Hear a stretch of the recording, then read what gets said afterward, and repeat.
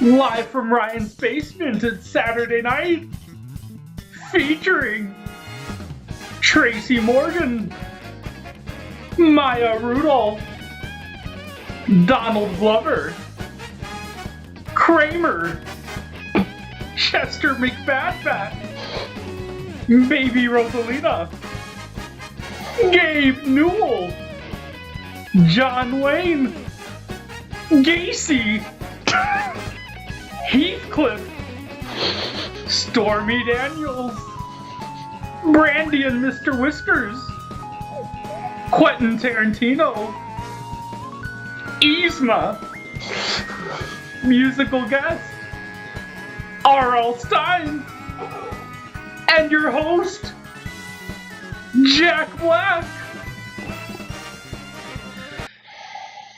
I am placing blocks and shit 'cause I'm in fucking Minecraft. I am placing blocks and shit 'cause I'm in fucking Minecraft. Oh my God, is that for you, pig? Because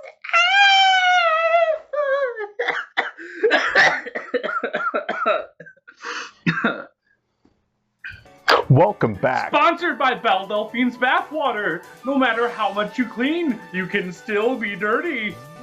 No matter how much you clean, you still can't be seen. No, you don't turn invisible with Belle Delphine's Bathwater. You just become a horrible human being. Oh, And you need to stop being horny on main. okay. That's how Belle Delphine's Bathwater works. Fair enough. I'm genuinely surprised you didn't throw a brick at my head while singing. It's okay. I was close. Yeah, The axe is behind me. yeah. Yeah. This is historically known. Welcome to what Drew calls the end of season 1 of the MoonFriends podcast, Bunger Edition, where we talk about everything that's gone 6 feet bunger. You're right, I should be the host. You're right, I do hate This you. is also historically known.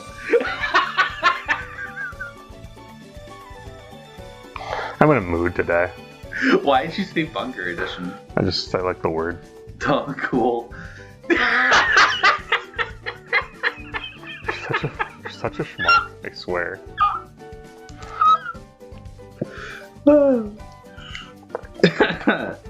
Yeah.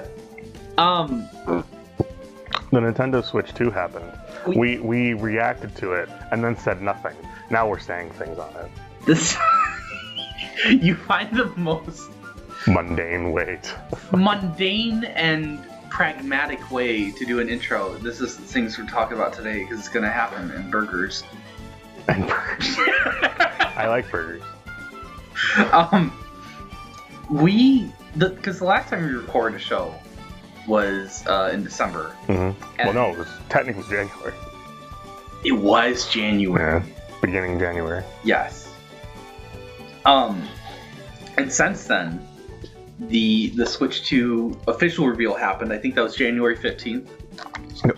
The same day as a completely dickless port of a Wii game that they butchered. What was it? You don't even remember. That's funny. That's good. Okay. Donkey Kong Country Returns. Oh yeah. You want to play DKC on Switch? No. Well, you have 1, 2, and 3 on SNES. I don't think I've ever actually played a Donkey Kong game. That's fair. And it's not for lack of interest. It's just that I've never. Well, no, it is That because is of lack of. Yeah, no. That's exactly. No, I meant to say it's not because of lack of love for the franchise. That's what I meant to say. It's I admire that a lot of people like Donkey Kong Country and everything. It's just that I've just never had a personal interest in it. Yeah, that's fine. And the DK games and fucking Donkey Kong Returns and Tropical Freeze just don't interest me. Yeah, that's fine. You're under arrest now. New one interests me though. Let's talk about the Nintendo Switch 2. Well, do we even want to talk about the Direct? I feel like that's kind of self-explanatory. Go into what you're talking about. You're a host, so start acting like it. Stop being dickless and short. Short? No, you're not. Yeah, I know. I just want to live in that fantasy for a minute. That's for a second. I'm going to forget to bring these up because we had that surprise March direct. Okay. Rhythm Heaven Groove coming out next year. Tomodachi Life coming out next year. So that March direct was for 2 games coming out next year, and the new app that is completely useless. I'll say, you know what? It's fun to open it up every once in a while. Because, so, recently I opened up the app and it did show some interesting, it showed, like, gameplay footage differences between both Breath of the Wild versions. So, that was kind of fun. And there is, like, Donkey Kong stuff, like, on there and everything, so I'm like, There's just way less than I thought. Because I really thought it was going to be, like, a news platform. And it's not. It's not a news platform as much as it is like just a promoting tool for like, oh, look what's in this game. Oh, you look how it looks, look how it feels, how it does. It's like, but it's okay. I don't know. For me, it's like I've been going on Nintendo Life every morning for the last like 5 years, and I watch every Nintendo Direct, and I watch stuff like Treehouse. So like, if I do all of those things, there's no longer a point unless I want a kind of sort of, I guess, like Pikmin calendar, and like, you know, I'd rather have one in print, I guess.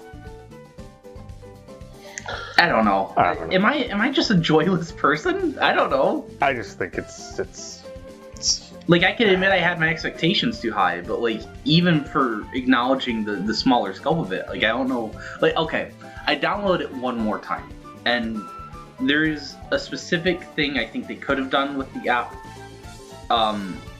to tidy things up a bit that we could talk about later, but I was just looking for, like, if they've posted anything I've missed, right? Like, is there anything that I should put in my show notes? And I was scrolling through, and it was like April 14th.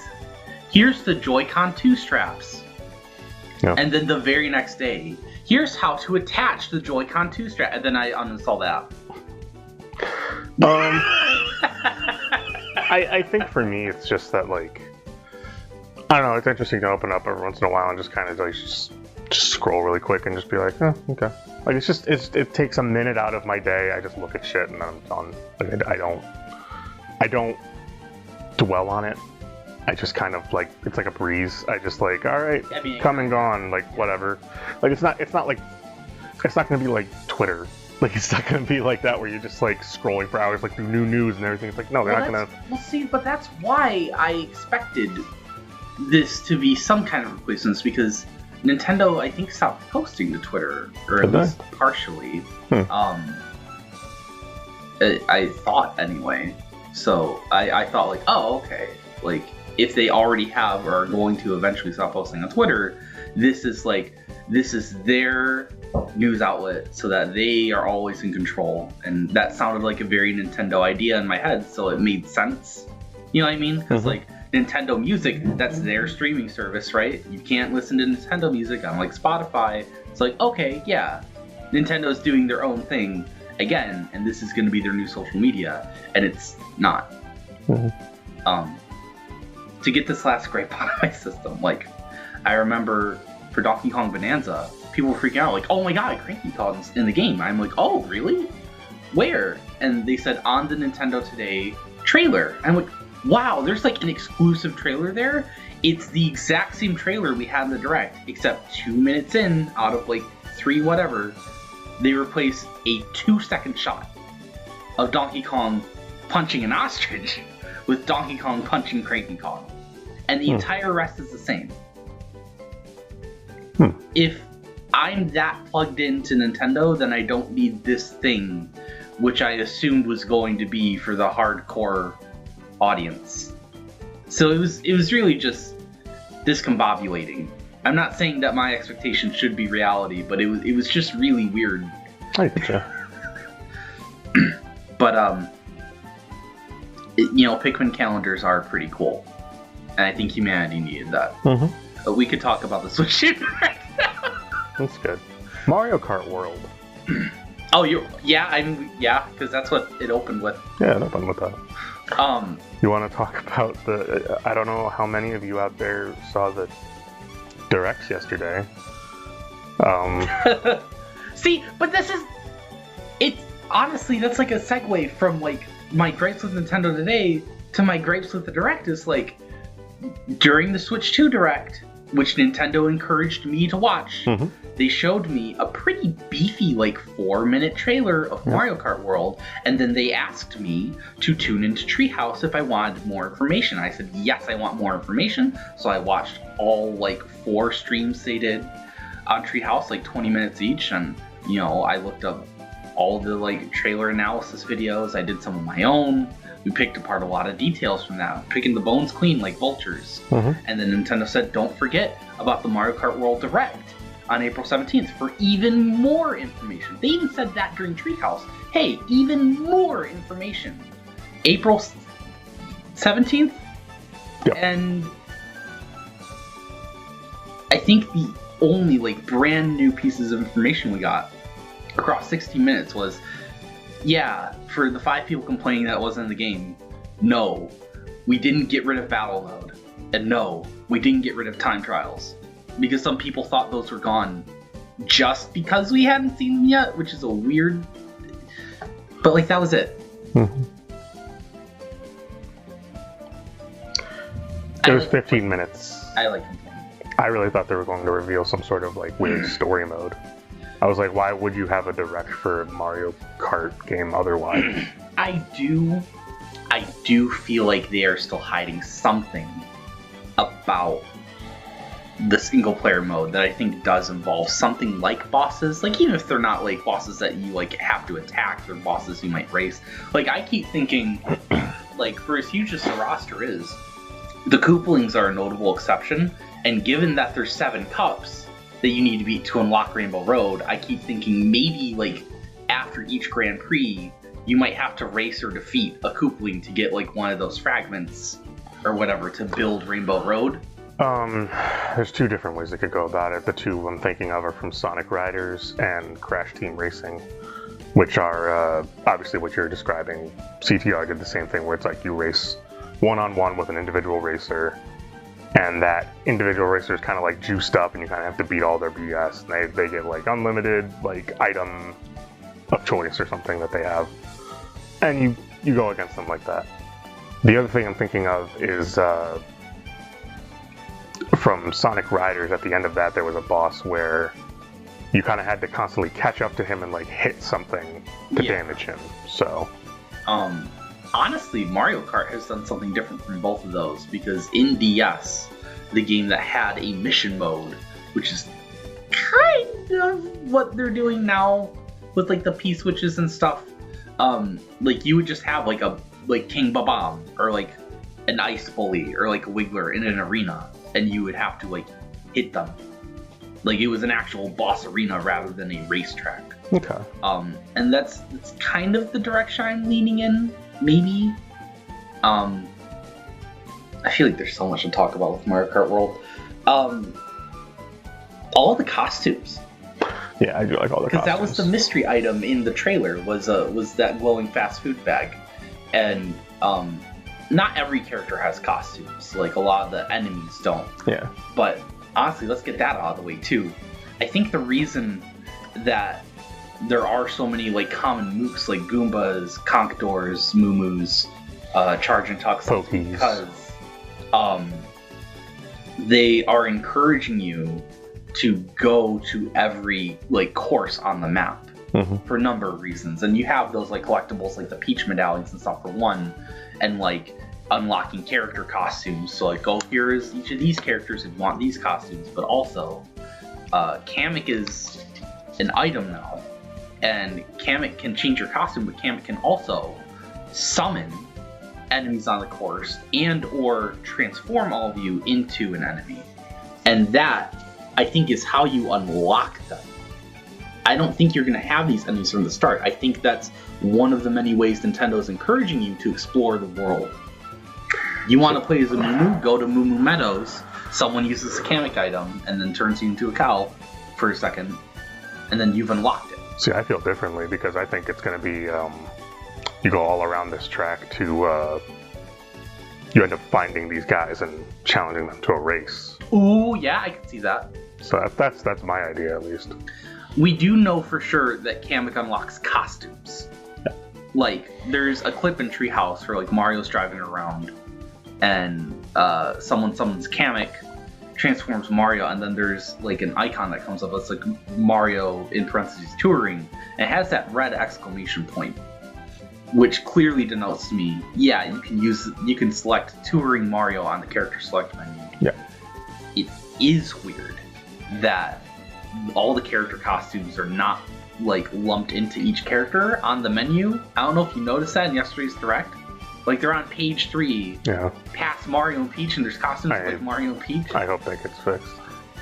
Or I don't think it'll be too bad, because we were wondering what the sort item or the sort button does on the menu. So like, you'll at least be able to kind of organize it in a couple of ways. Okay. Even if it's not 100% ideal, I think that'll fix things. Like, you could probably sort by character, so like all the Marios, all the Luigis. Yeah. They gotta stop with these costumes for Peach and Daisy. I can't. I like that they eat burgers. for a while, because it was the only food we saw, I think, in the trailer that they showed in the Direct. I thought, oh, it's gonna be burgers everywhere, like they're all going to McDonald's. But no, there is different food. There's like sushi and pizza. Oh, cool. I saw like a bag of chips. At Boo Cinema, there's popcorn. They change out depending on. They got thematic ones, yeah. Yeah, that's cool. I do have to say, I know this is kind of off topic from the character stuff in general, but if we're just going based on level of importance, I do really like the environments. Just some of the ones that stick out in my head are, there's one where it's like I think it was during the, what was it, the camera presentation where they were kind of like going by a big wall.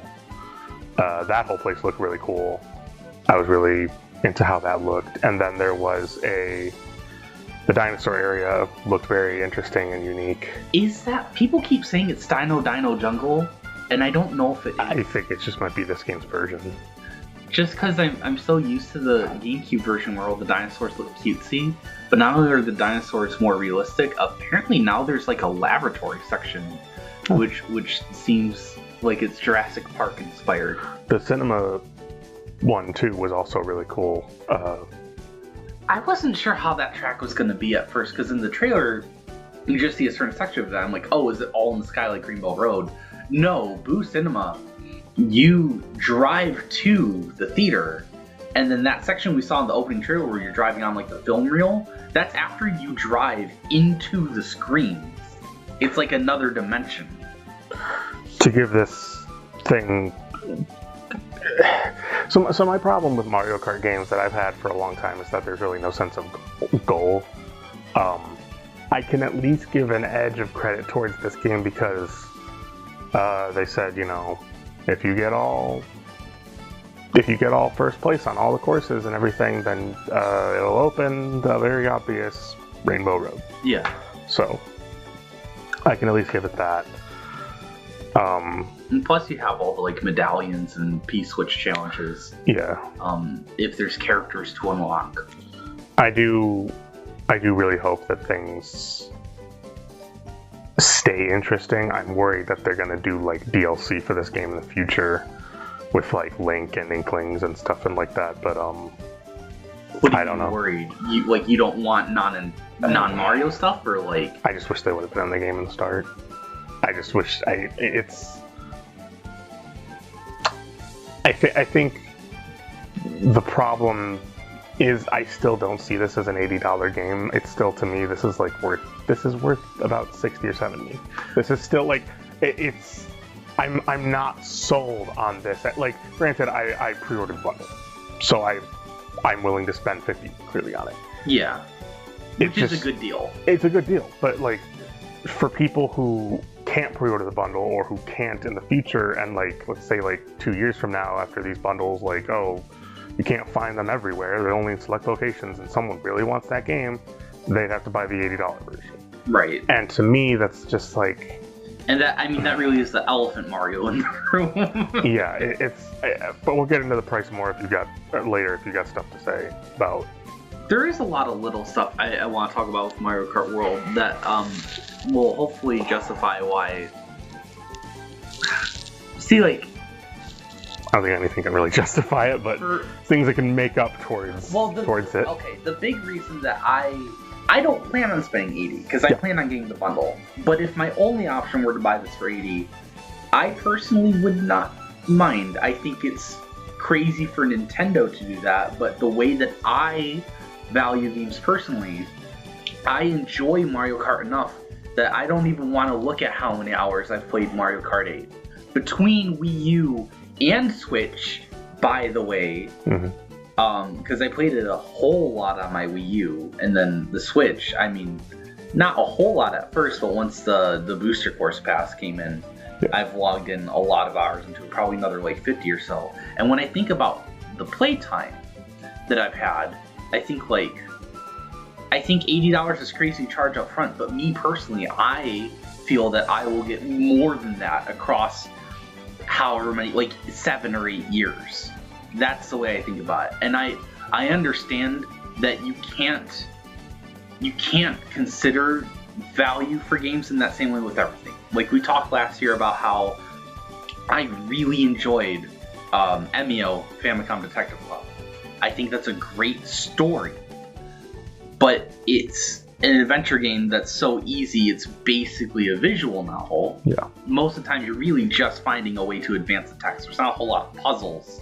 So it's a very good story for $50. And that came after the first two Famicom Detective Clubs remastered that were $35 each. And I felt like, yeah, $35 is probably the most you can get away with for like this obviously lower budget, but still like quality written game.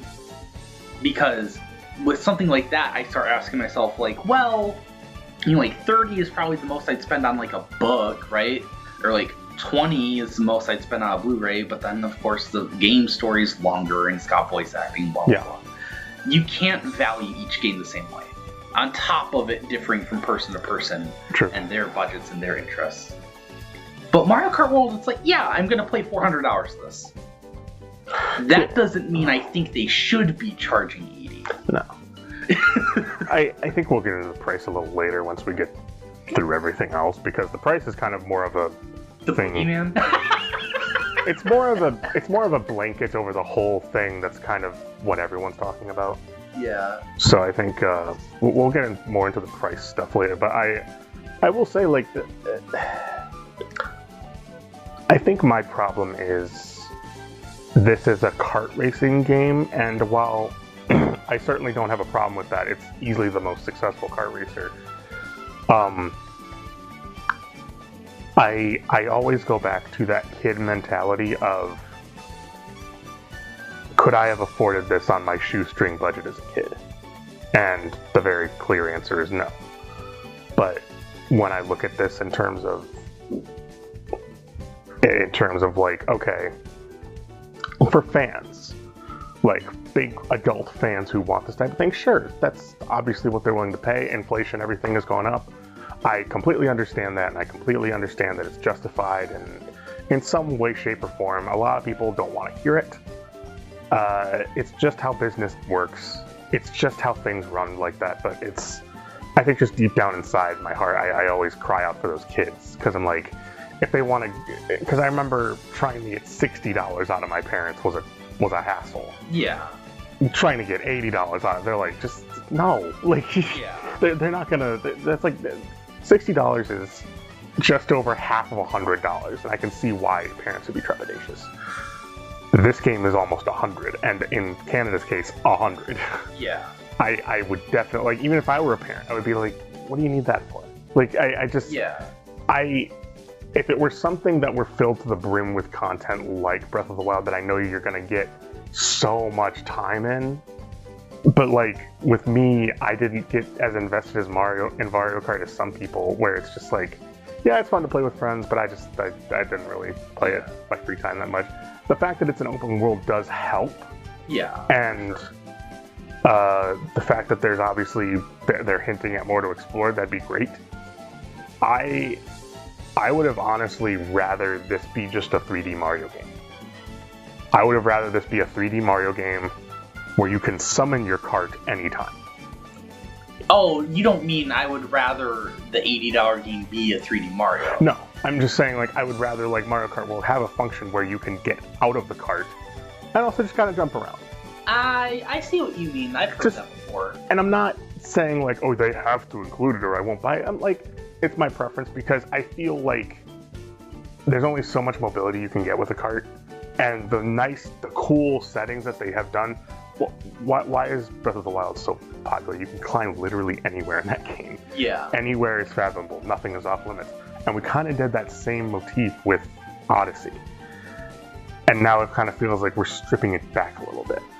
Which isn't to say that they are, it's just my personal like, well, if I really want to get to this building, do I want to have to go to some ramp in the distance and use a flying mobile to try and just get on one building and then drive off and do the same thing with the next one? Just, I don't know.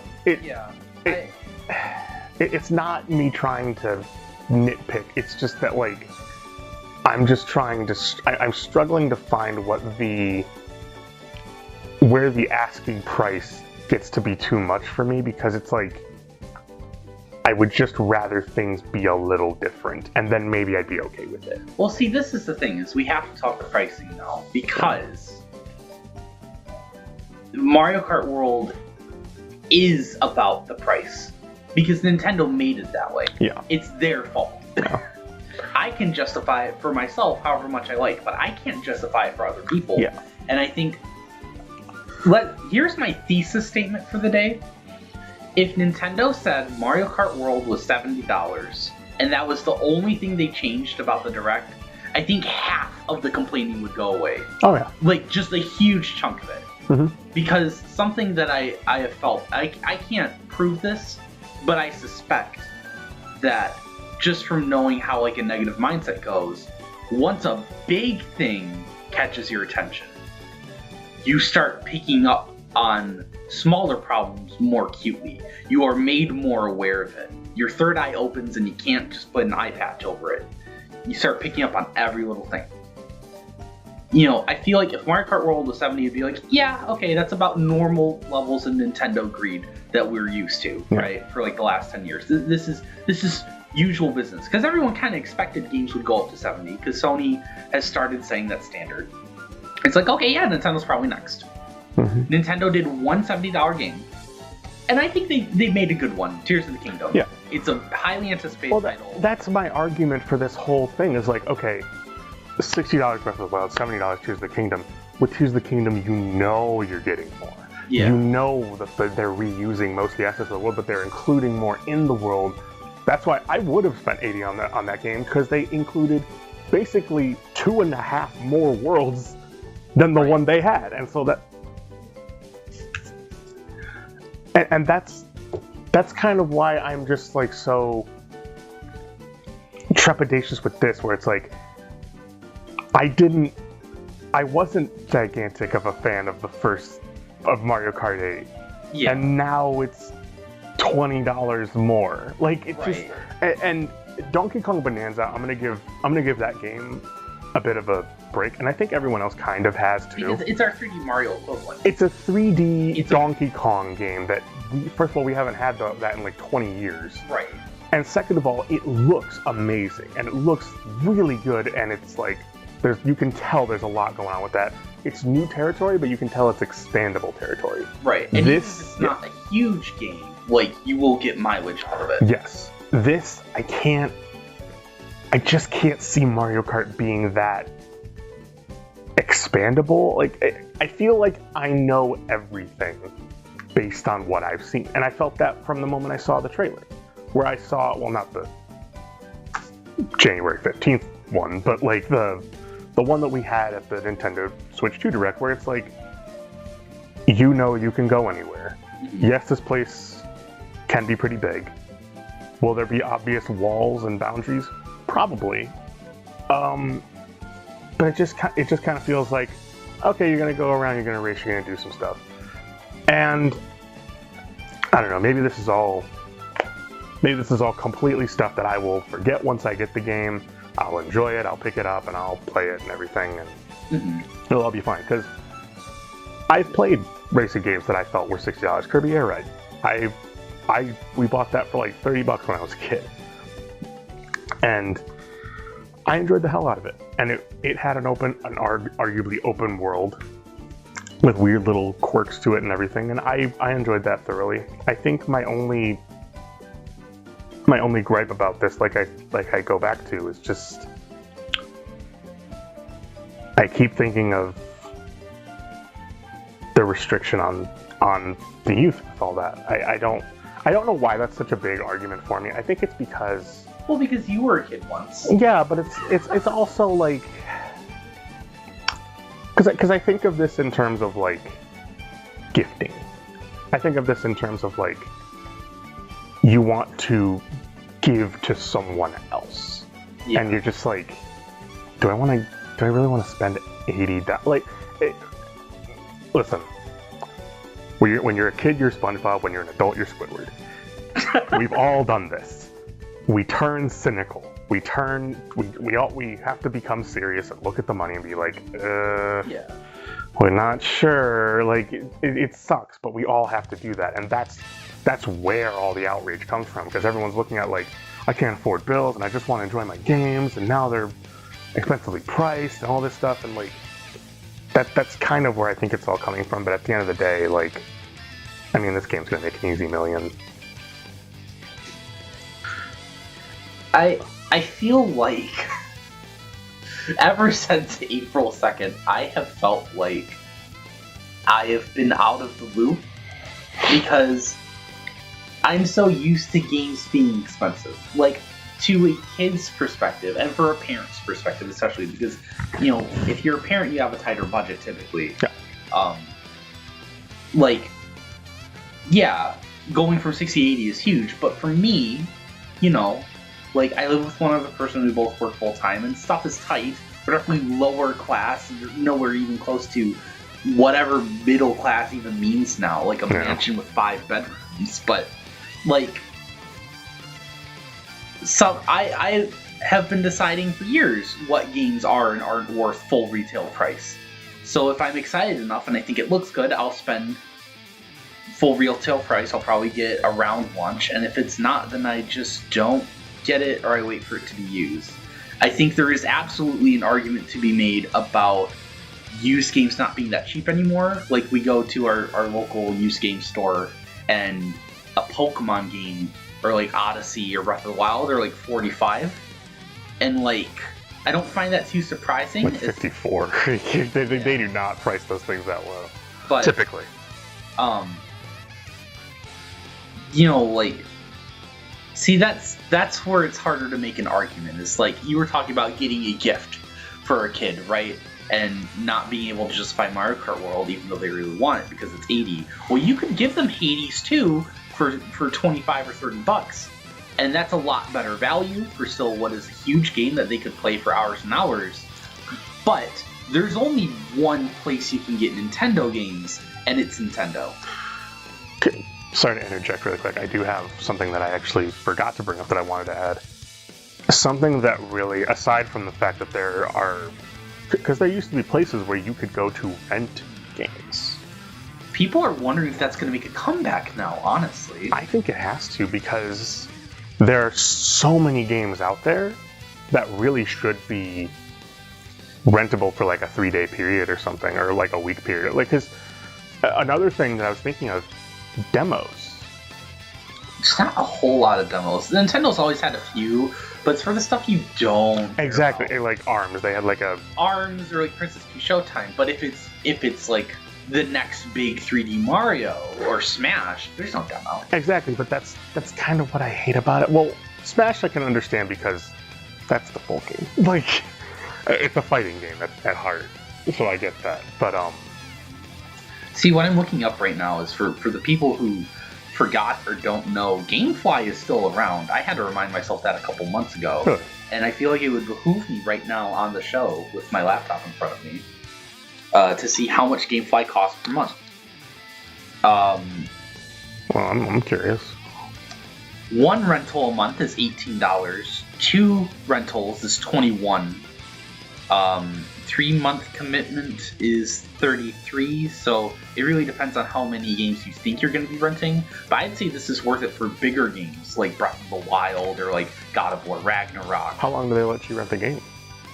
I don't know. So I'm hoping it's by a month if that's how they're calculating it. It's probably a month. Okay. I'm sure there's probably also a paid option to extend how you're renting something. Because that would be good. That's kind of what I miss, and that's what I wish were more promoted out there in the world. Is like, hey, if you can't afford our gigantic price game, maybe try our system. Like where it's like Why is it that for the 10 years or so I've been a working, full-time adult that gets ads on my TV and my computer? Why have I seen in that time one GameFly ad? I've never seen one. Like it's just. Remember when Netflix was like GameFly? Remember when Netflix wasn't a streaming service and it was you rented DVDs? Mm-hmm. I remember. Sorry, I'm 50 years old. I don't know. I wish there were more things like that, because that again, that's my main problem with it. I completely understand the whole upgrade system, and I'm actually kind of happy the way that they're doing it. It's basically just as I predicted, where it's like, yeah, you $10 to upgrade your game if you want it permanently, or if you have the NSO expansion. But really, even if I get the NSO expansion, I'm still gonna buy it, just because I don't want to lose that. Like, I get that, yeah. I just, at least for those 2 games, like Breath of the Wild and Tears of the Kingdom. They're handling this rather gracefully, all things considered, because it's like, yeah, if you ever unsubscribe from the expansion pass, you could lose it. But if you have to unsubscribe for a while because of financial conditions, and then you resubscribe later, you get it back. Or, yes, like you said, you can also get the physical edition, which Nintendo has recently revealed. I don't know why they didn't reveal this right away, but when you buy a Switch 2 edition of a Switch 1 game, you can still use that cartridge on Switch 1. And the Switch 2 edition stuff is also on cart, which means that once the servers go down for Switch 2, you can still put like Switch 2 Tears of the Kingdom in a Switch 2. You don't have to worry about not being able to download the exclusive stuff. It's on the cart. So it's really the best of both worlds for that. And I like that they're giving the expansion pass more reasons. They could have made a 3rd tier, and they didn't. They added GameCube on top of N64, Genesis, and GBA, and then they're adding these benefits and Nintendo Music. I feel like I really don't see them making a 3rd tier, to be honest. Even a couple years down the road, I feel like the expansion pass is your elite top tier. It really is. I would be kind of mad if they did do a 3rd tier. That doesn't really bode well for anyone, but I think I'm finally okay with saying, you know what, the expansion passes, it's worth it now. Yeah, it was inevitable that it was going to take a while for most of us to feel that way. I mean, what's it been, 3 years? I recently decided, once they finally put on Wario Land 4, that okay, yeah, GBA and, the bunch of stuff on X64, now it's worth it. And then they announced GameCube, and okay, cool, now it's even more worth it. Yeah. Even if I have to wait 3 years for Melee or Luigi's Mansion, yeah, I don't know. They'll eventually come. Yeah. Right now. That's all I care about is online F-Zero GX is crazy. That'd be great. I feel like I'm gonna forget to mention this before we go back to Mario Kart World Fun and enough. This is a good year for racing games. It's an absurdly good year for racing games. What is it? Sonic Cross World? Well, we don't have to talk about that one. But Mario Kart World, Kirby Air Riders, Arcade Archives Ridge Racer 2, Fast Fusion. It's going to be, I think, a launch title even for Switch 2. I was really excited for that game when I saw it. I forgot the name. Which, Fast started as it's not 1-to-1 obviously, but it's clearly inspired by F-Zero because of the absence of F-Zero. And then you also get F-Zero this year. If you've ever played a game called Hydro Thunder on Xbox Live Arcade, it's very reminiscent. Fast Fusion is definitely reminiscent of that. Yeah. A reminder that, except that Hydro Thunder is boats. So. Well, see, that's something else I wanted to talk about with Mario Kart World is people keep saying, "Oh, boats and planes, it's like Diddy Kong Racing." And as someone who was barely conscious when the N64 was around, I'm like, "Oh, they're ripping off Sonic and All-Stars Racing Transformed," which is the best thing that could ever happen to me because that game was good. And then they made another Sonic Racing game that took all that cool stuff away. Now they're making a new one that comes back with boats and planes and a dinosaur level, but I have it in Mario Kart instead. So I can just forget about Sonic Racing Cross World because it doesn't matter anymore. I'm not paying for that. Fool me 3 times. I'm not a schmuck. I don't know, is that what they say? I'm saying it right now. I'm not falling into Sega's evil clutches again. It won't happen. Until the next Sonic game comes out. See, but at least it won't be a Sonic Racing game. Yeah. But if they make Frontiers 2, there is a chance that I will like it. that's kind of the Fair enough. here, bro. Fair enough. But yeah, no, if people keep trying to justify, not trying to, they're trying to rationalize this very weird decision to charge $80 upfront for Mario Kart World, and people are speculating, what if it gets free updates later on, and there's either no paid DLC or only some, and it's not right away. Kind of like Splatoon. And I could see that, but I'm not... It's certainly not a guarantee. I don't think it's out of the question, but I don't think that's the reason that they're charging $80. I think they're charging $80 because it's a big open world and it's Mario Kart. I think that's all the reason they needed. Arguably the most successful Switch game. Yeah. And so it's the most successful Wii U game. Yeah, so it's, yeah. They're looking towards their dollar signs of being like, alright, let's just charge more. And especially in a year where we don't have a Smash and we don't have a Zelda, if there was going to be one, well, it wasn't going to be Age of Imprisonment or Kirby Air Riders, right? But, see, I feel like if they just charge $70, like normal people, or normal for this year in this economy. Normal for this era, I would say, because games have started. I was looking back and I forgot. FF7 Rebirth was also 70. Yeah, 70, and I bought that because again, I knew that it was going to be worth my dollar. It's especially crazy because you have to think of it in terms of the whole games industry, but you also have to think about it just with Nintendo. You also have to look at that smaller scope. Sony started the $70 game thing, and they still haven't moved on because they know that you have to ease your audience into this stuff. Yeah, Nintendo did it once, and then they just floored it. I don't know why.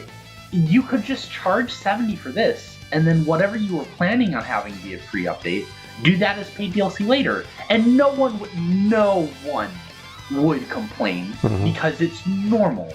I'm not saying it's great, but it's the normal Nintendo greed. They are out of their minds. Something that I don't think they're out of their minds for, necessarily, kind of. Maybe. Nintendo Switch 2 Welcome Tour, I saw that it was $10 and I said, okay, I'm still not going to get it, so it doesn't affect me. And everyone is upset. And I'm not saying you can't be, but I always knew that Wii Sports was the exception and not the rule. Well, that's my thing. I'm not saying that it shouldn't be free. If it were free, that'd be great, but I still wouldn't want to play it. So that's why I don't care. Here's the big thing. You're buying a arguably $450 console. I bought a $440 console called the PS5. I bought that on sale, refurbished. It came with a tech demo. I didn't ask for it. I didn't even play it right away. I played it about 7 months in, and I was like, you know what? I like this. It's showing me what the system can do, and it's doing it in an impressive manner. It's a tech demo. It's entirely a tech demo, and it doesn't have to be there, but I think it being there for free definitely helps the system feel more friendly. It helps the system feel more like welcoming. not even just welcoming, just like it helps it feel more cohesive as a system. It helps because what these things are ultimately for, like, no one's gonna buy the welcome tour to stream it and say, like, this is an amazing game. It's like, this isn't the game. It's a tech demo. You're gonna spend $10 if you're that curious, which isn't gonna be a lot of people. But the thing is, it's like, it's just not worth it when it's charged. Like, when it's paid, like, you have to look at this thing for what it is. It's like, oh, you could spend $10 and get our tech demo. It's like, or I could fiddle around with the buttons. Yeah.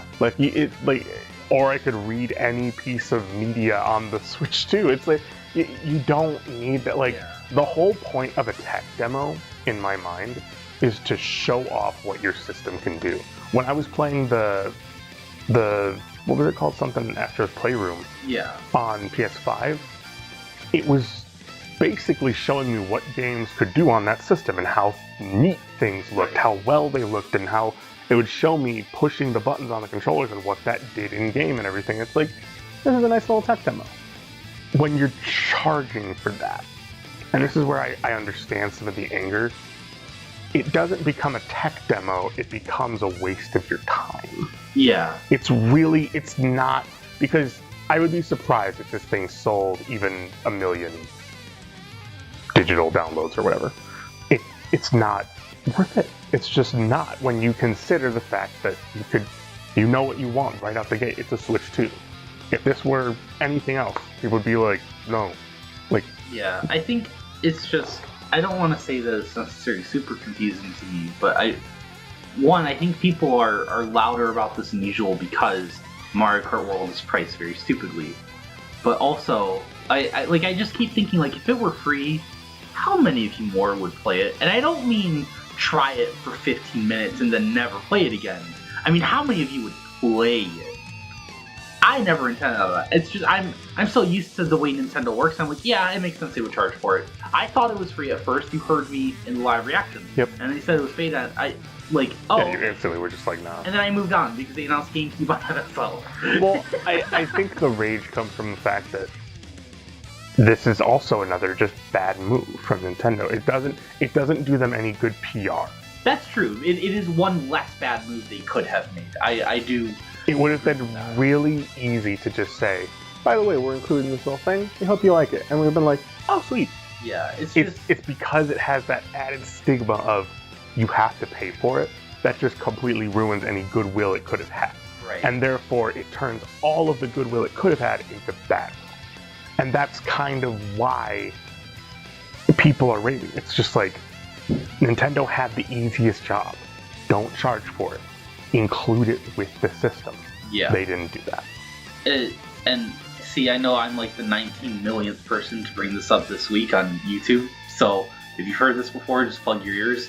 But Reggie had to fight tooth and nail to convince Nintendo to make Wii Sports a pack-in that didn't charge anything else. And the punchline there is he got his way for America. Yeah. In Japan, you still had to pay for Wii Sports. Now, I don't know how much it was. I imagine it was probably not a full price title, in fairness.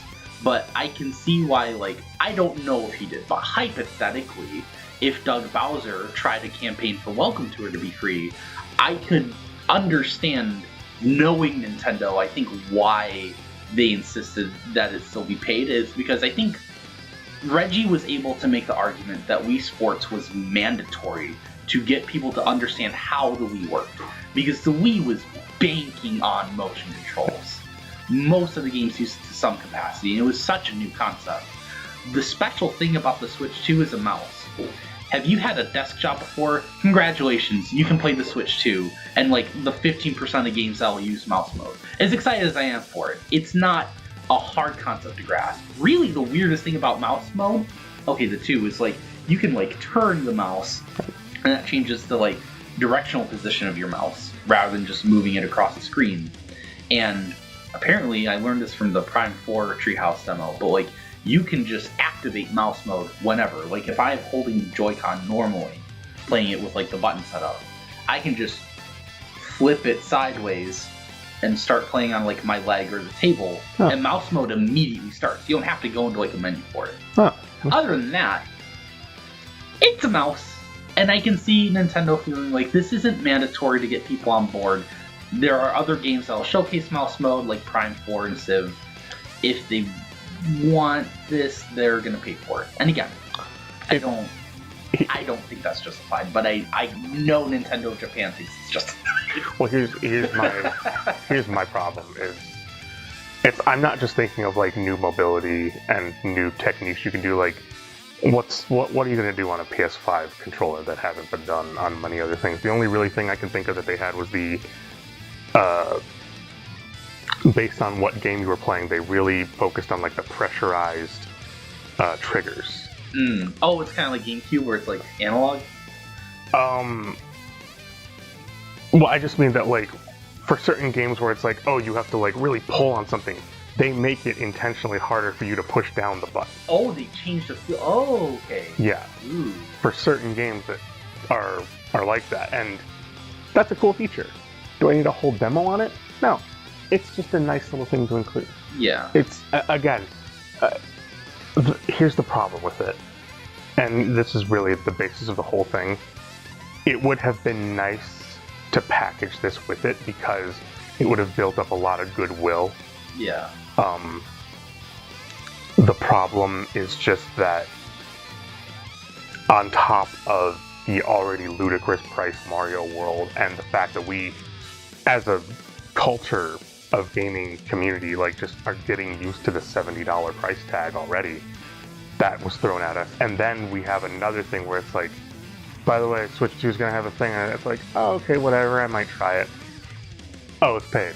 Yeah. Oh, well then I'm certainly not doing it. And it's just, the only problem, and it's a moot point, really. This whole thing's a moot point because it doesn't matter because no one's going to play it. Yeah. The thing is, it wrecked what could have been goodwill.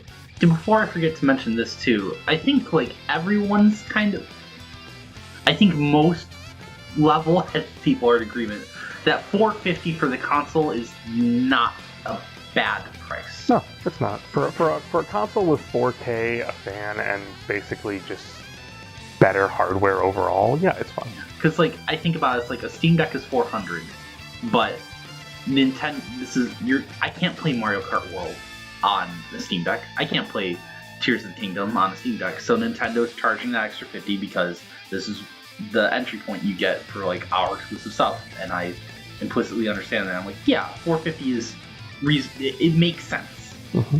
It is expensive. I haven't made a pre-order yet. Like, I signed up on the My Nintendo thing, but that was free. Yeah, of course. I guarantee you by the time I get that email, May whatever, I won't have enough money in the bank to get it. I'll try and get one as soon as I can, but that might be June, that might be August, that might be Christmas. I don't know. But $450 makes sense to me. Yeah. The purchase will be justified. It's because I trust at the very least that the hardware is right on the Switch 1 and the quality of Nintendo software, as has always been the case, will be consistently high. They've always had high quality software, and I don't mean every game's a 10 out of 10.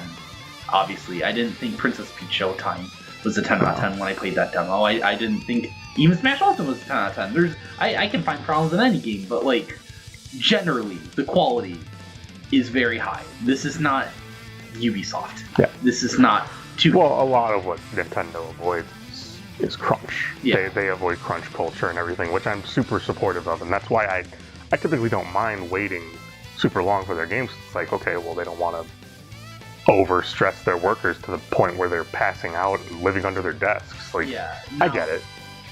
It's funny that you bring up Game Freak. But for their in-house stuff. Yeah. Not second party like Xenoblade or Kirby or whatever. In-house, when they make an ARMS, when they make a Zelda, when they make a Mario Kart or Splatoon. even Animal Crossing, right? I paid $60 for it. Do I have a lot of problems with that game? Yes, like most people I do. But it was a well-made product. Yeah. It was like game design I had a problem with, but it was a well put together thing. It wasn't flimsy. Yeah. You know, the graphics were good. The sound quality was good. I didn't encounter a lot of bugs. Well, besides when I would catch them for this joke's not funny. Except when you would anger Blathers for the 90th time that day. I don't like bugs either. Sorry. Don't make fun of my man Blathers. My favorite. If you put an ant on my pinky, I'm sure. Did you ever see the meme someone made for him? Where it's Oh, the one? No. Sorry. Where someone it's just a written text thing, but it just says, he's like, hey, you want me to tell you more about the stink bug? And he's like, yeah, it stinks and I hate it. Thanks for the donation.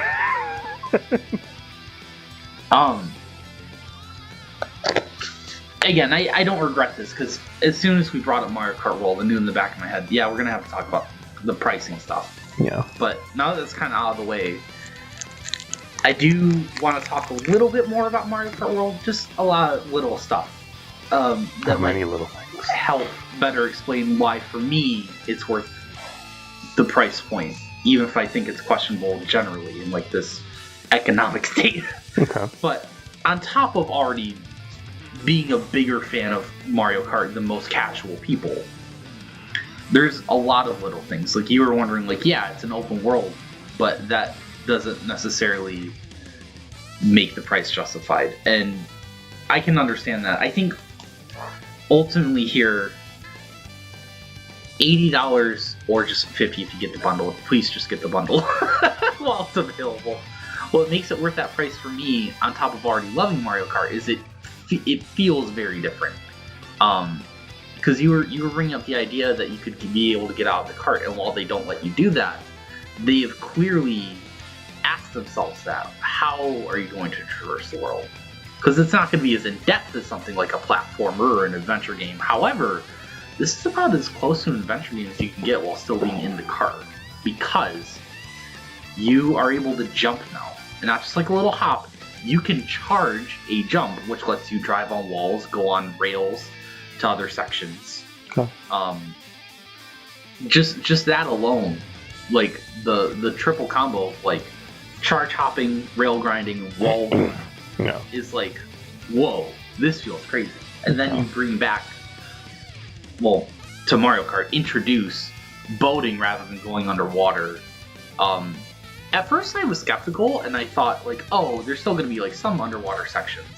And then we saw Wario Shipyard from 7, which originally had these huge underwater sections. And no, from the Treehouse demo, like it's all on the surface of the water now. I think underwater's just gone.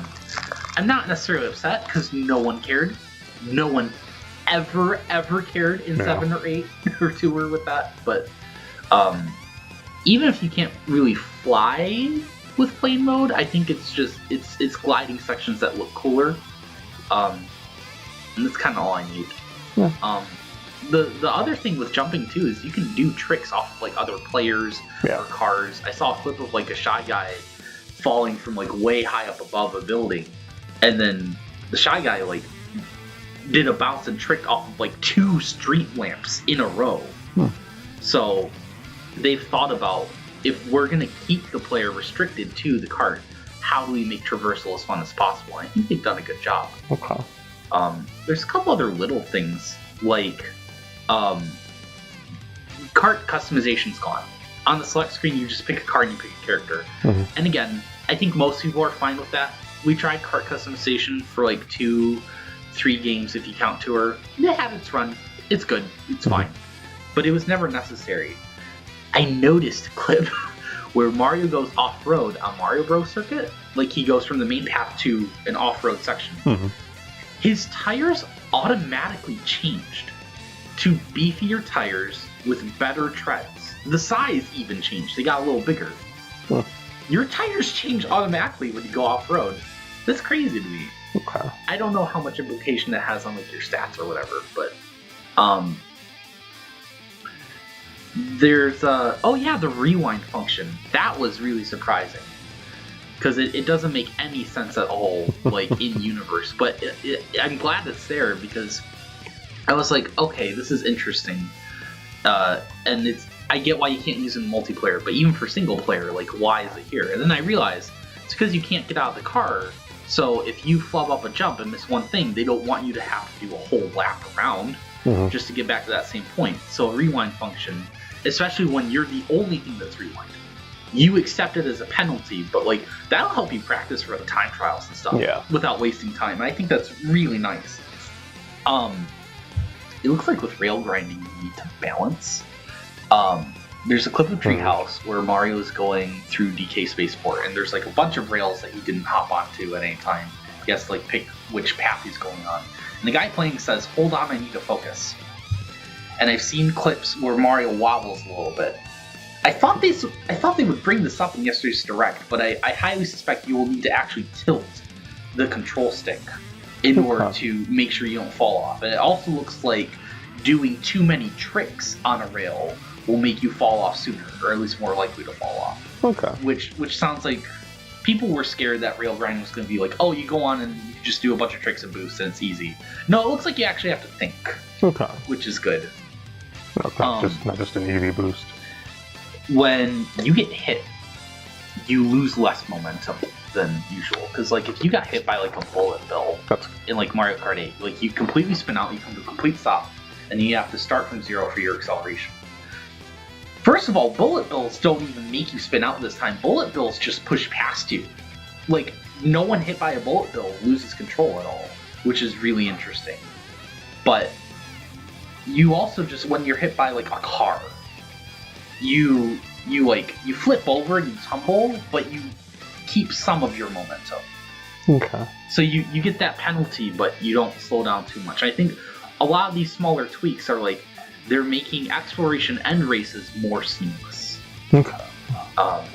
Which, yeah, that's not going to matter to the casual player, but I think if you pick up on these details while you're playing it, you notice it, and they're all welcome changes.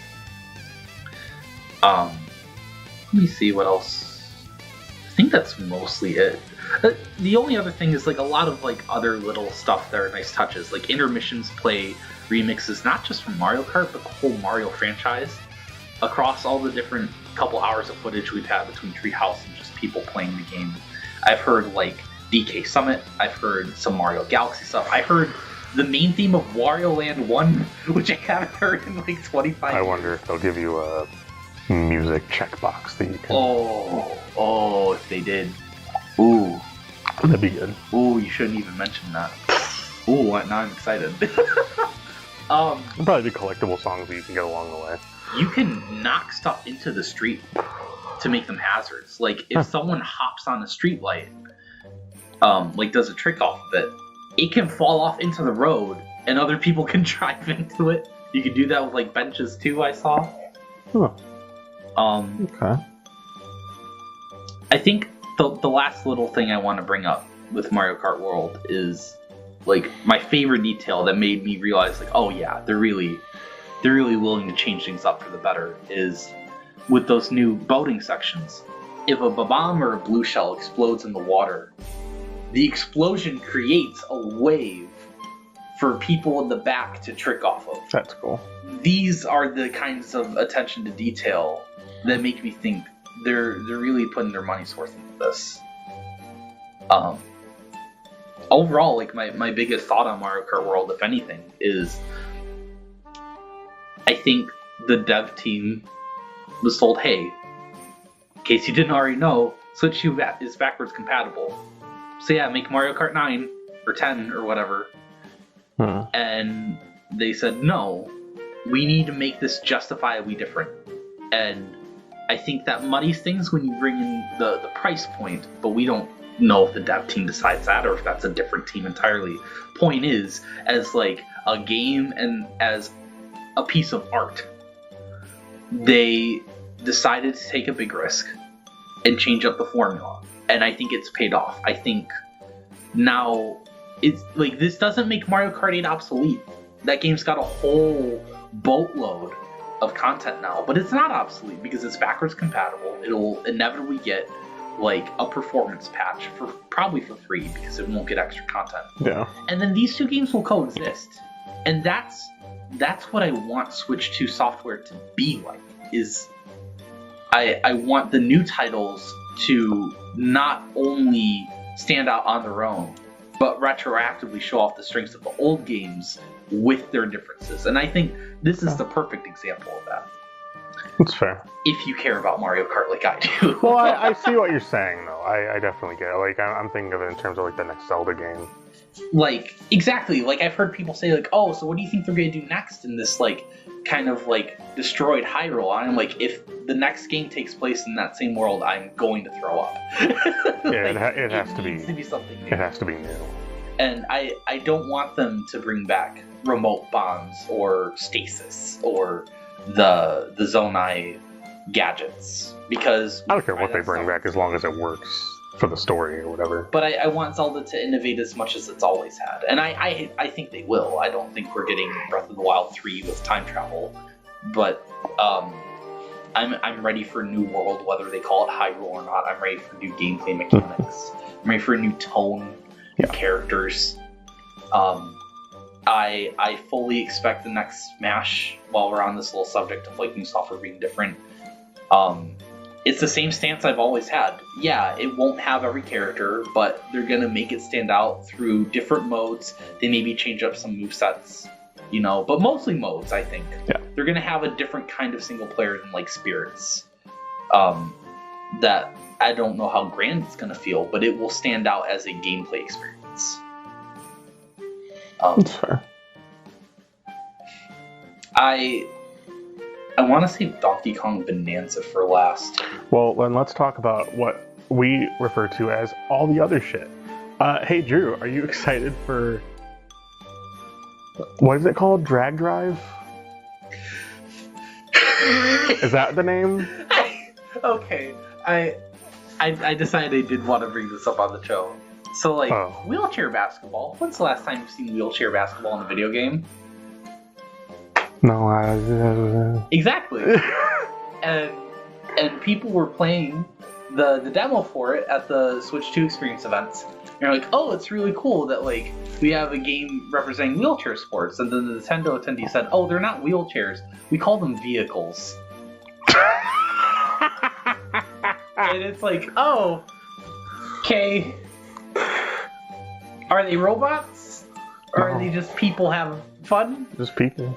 That's what a vehicle is, Drew. A vehicle is something you can get into willingly and pilot because you can get out anytime. But if I'm paralyzed from the waist down... But you're not. But you're not in that game. We don't know that. I have not seen one of those little guys... Would you define a wheelchair as a vehicle? Now, it is Rocket League adjacent, but I don't think they have engines because it's just powered with the hands, right? Yeah, it's just the mouse con. Yeah, I do think that's genuinely a very funny like idea. Like, hey, we need a game to show off that you can use both Joy-Cons. So it's something you can do like this motion. And yeah, like pushing a wheelchair is like a really smart idea. I actually really like the concept. I'm not paying $40 for this game, bro. They could have just made Joe Swanson like a 3D fucking title game. I don't know. It would have been funner than this. I do think it's... People keep saying, is this new ARMS? And I keep saying no, because ARMS had a lot of character. It's new ARMS really, really popped.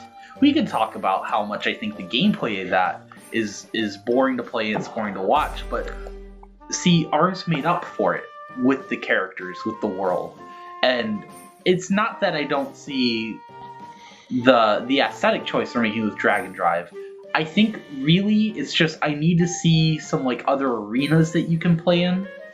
You know, I'm not saying I expect this to have like a single player campaign, but like if they showed off more than just that one like black and gray, you know? Here's my problem with the whole Drag and Drive thing. It has a significantly big lack of character. Yeah. There's no colors, there's no nothing other than, yep, it's like Rocket League, only with the mouse controls. That's the whole thing, and it needed the trailer needed to show off something more, and I just didn't. I don't know if this is gonna make sense, but when the trailer started and like the person does two little movements with the mouse and you hear those two music notes at the very start before the song like really starts, those two notes and the space in between those notes are identical to a song from like Splatoon 1's multiplayer, or not multiplayer, a single player campaign. And like, oh, we're getting a Splatoon game already? Oh. And then it didn't happen. And I was like, oh, okay, it's wheelchairs. Yeah, wheelchairs are... Not wheelchairs, vehicles. Vehicles are See, I already hate you and me and Nintendo and everything. Oh, yes. The real thesis statement I have for the Welcome Tour thing is if you don't want to spend $10 on that, you could spend, I don't know how much, it's probably going to be like 20. Nitrome, the makers of Shovel Knight Dig, are making a game called Mousework, where the mouse icons are literal mice, which is a thing that I predicted Nintendo would do, but they weren't based enough to do it. They were too busy thinking about how much they literally hate all paraplegics.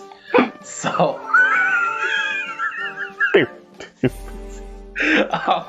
buy Mousework when it comes out. The devs posted a video on Twitter of, it's like, this is what happens when you don't have a dev kit in time. How they like made sure the game would work by testing it on their like PCs is they just taped a Joy-Con on its side to the computer mouse and played like that. It's very funny. That's good. If you don't buy this game, I will actually kill people. But it's good. It looks like the new kind of like snipper clips. Like, this is how we're going to show off the new features of the remote and single and multiplayer. Okay. You can play it either way. It looks very like, it looks kind of reminiscent of like both Part-Time UFO and WarioWare, because there is at least some kind of mode where there's like time challenges too. Okay. So I really feel like this will be a good like casual party experience with like that quirky sense of humor. I'm really excited for it. I really wish Nintendo made it, but I actually want to hold on. Then they would charge $60. Never mind. Never mind. Yeah. I don't want that. Hold on. I want to look at my list of. Do we want to talk about the accessories? Voice chat. I think we'll just stick to Discord. We'll just stick to Discord. Game share was interesting. I assume you can only do that with a number of games. Yeah, there's only a few to start, and they're gonna add more, but it's just a handful right now. Like, probably like, I know Clubhouse games for sure. Probably like, I don't know, Brain Age, Mario Wonder. Yeah. I'm not buying a camera for $50. Yeah, the webcam. I'm not using that. 1080 docked 120 FPS, which I was surprised at. I'm assuming only a few games are going to run at 120. Yeah. And not every game will run at 4K either. Like, I think the limit of like DK is going to be 1440. But like 1440, see, this is my bare minimum expectations that had to be met for this was, if docked games can just play at 1080 with like little to no frame drops or slowdown, that's all I need. And we went from a system that couldn't do that. It couldn't even run 1080 half the time, much less well, right to 4K. And it's like, I don't know, whiplash. Yeah. That's great. That they even jumped to 1440 is insane. And then, yeah, like you said, some games also have 120 FPS support, which is just insane. Yeah, I'm assuming it's going to be like strictly first-party stuff. Yeah, probably. Elden Ring might be supported with that. Maybe. They'll choose a few favorites, but like it won't be like. I wonder if set like a Hat in like Time. Call of Duty will. Probably because Hat in Time 120 FPS. No, it's not gonna happen. That game runs at 360p, bro. 256 gigabytes. You know what? Given how much Nintendo is pretty decent at cramming everything together, yeah, I'm okay with that. Will not expect that from third parties, but that's to be expected because Nintendo's the one who made the hardware, not Square Enix. Well, didn't they say that Cyberpunk was the biggest with like 77 gigs or something like that. No, because that might be the size of the game, but The size of the game on Switch 2. the biggest size of the cartridge that developers can get is 64. I think they can choose between 32 and 64 gigs, and I think No, I'm talking like Switch 2. yeah, Switch 2. What? Yeah.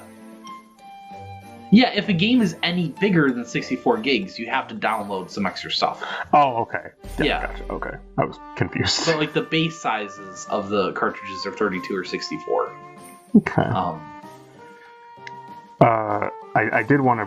I don't know if you want to talk about these a little bit. Kirby and the Forgotten Land, Mario Party Jamboree. Obviously, we've talked about Breath of the Wild, Tears of the Kingdom. No, I do need you to explain Zelda notes, because I was watching the Direct and I was so excited about 15 other things, and then you can activate GPS to show you to a Korok poop, and I'm like, okay, yeah, this is worth it, I think. Can you please tell... Besides, like, I know that you can share and download other people's Zonai designs in Tears of the Kingdom. That's great. I think I heard that you can get some additional, like, voice acted, like, diary entries with Zelda. Yeah. That's cool. Is there anything else I'm missing besides in 200 feet, make a right? Well, the thing that got me excited was they exclusively pointed you to something that you hadn't seen before. Something that you hadn't been aware of before. And I'm assuming that can be throughout the entire map. And I think what confused me about that is in the trailer, the place that the player chooses on the map is like right next to a Korok seed, and I thought that's what it was leading them to. It's like, you've already collected it. No. It's saying one. They said specifically ones that you missed. Yeah. So there's that, but there's also just like, aside from the Zonai devices, I'm expecting them to kind of add a bit more to this stuff, like recipes. Yeah. Stuff like that. They will definitely add a recipe list, because you couldn't do that. And they've already announced that with, I think on Zelda Notes, you will be able to repair damaged weapons. That I heard too. Yes. Now, the big funny punchline is that this is all in the NSO app, right? Not NSO, I'm sorry, just the Nintendo Switch app. I think, I can't remember. I might be. At least in the trailer I thought it was, which is like, no one has that. Apparently that app has more features in Japan, so it's a little more robust. But in here in the US, it's like, yeah, here's voice chat for like Splatoon and Smash, and that's kind of it. But like, I can kind of see why they wouldn't make a whole new app just for Switch 2 or just for Zelda. Yeah. So fair enough. Plus, I like that there's two different apps. So because if you want to add something to one, clearly doesn't work between the other. And I'm also assuming there'll be like certain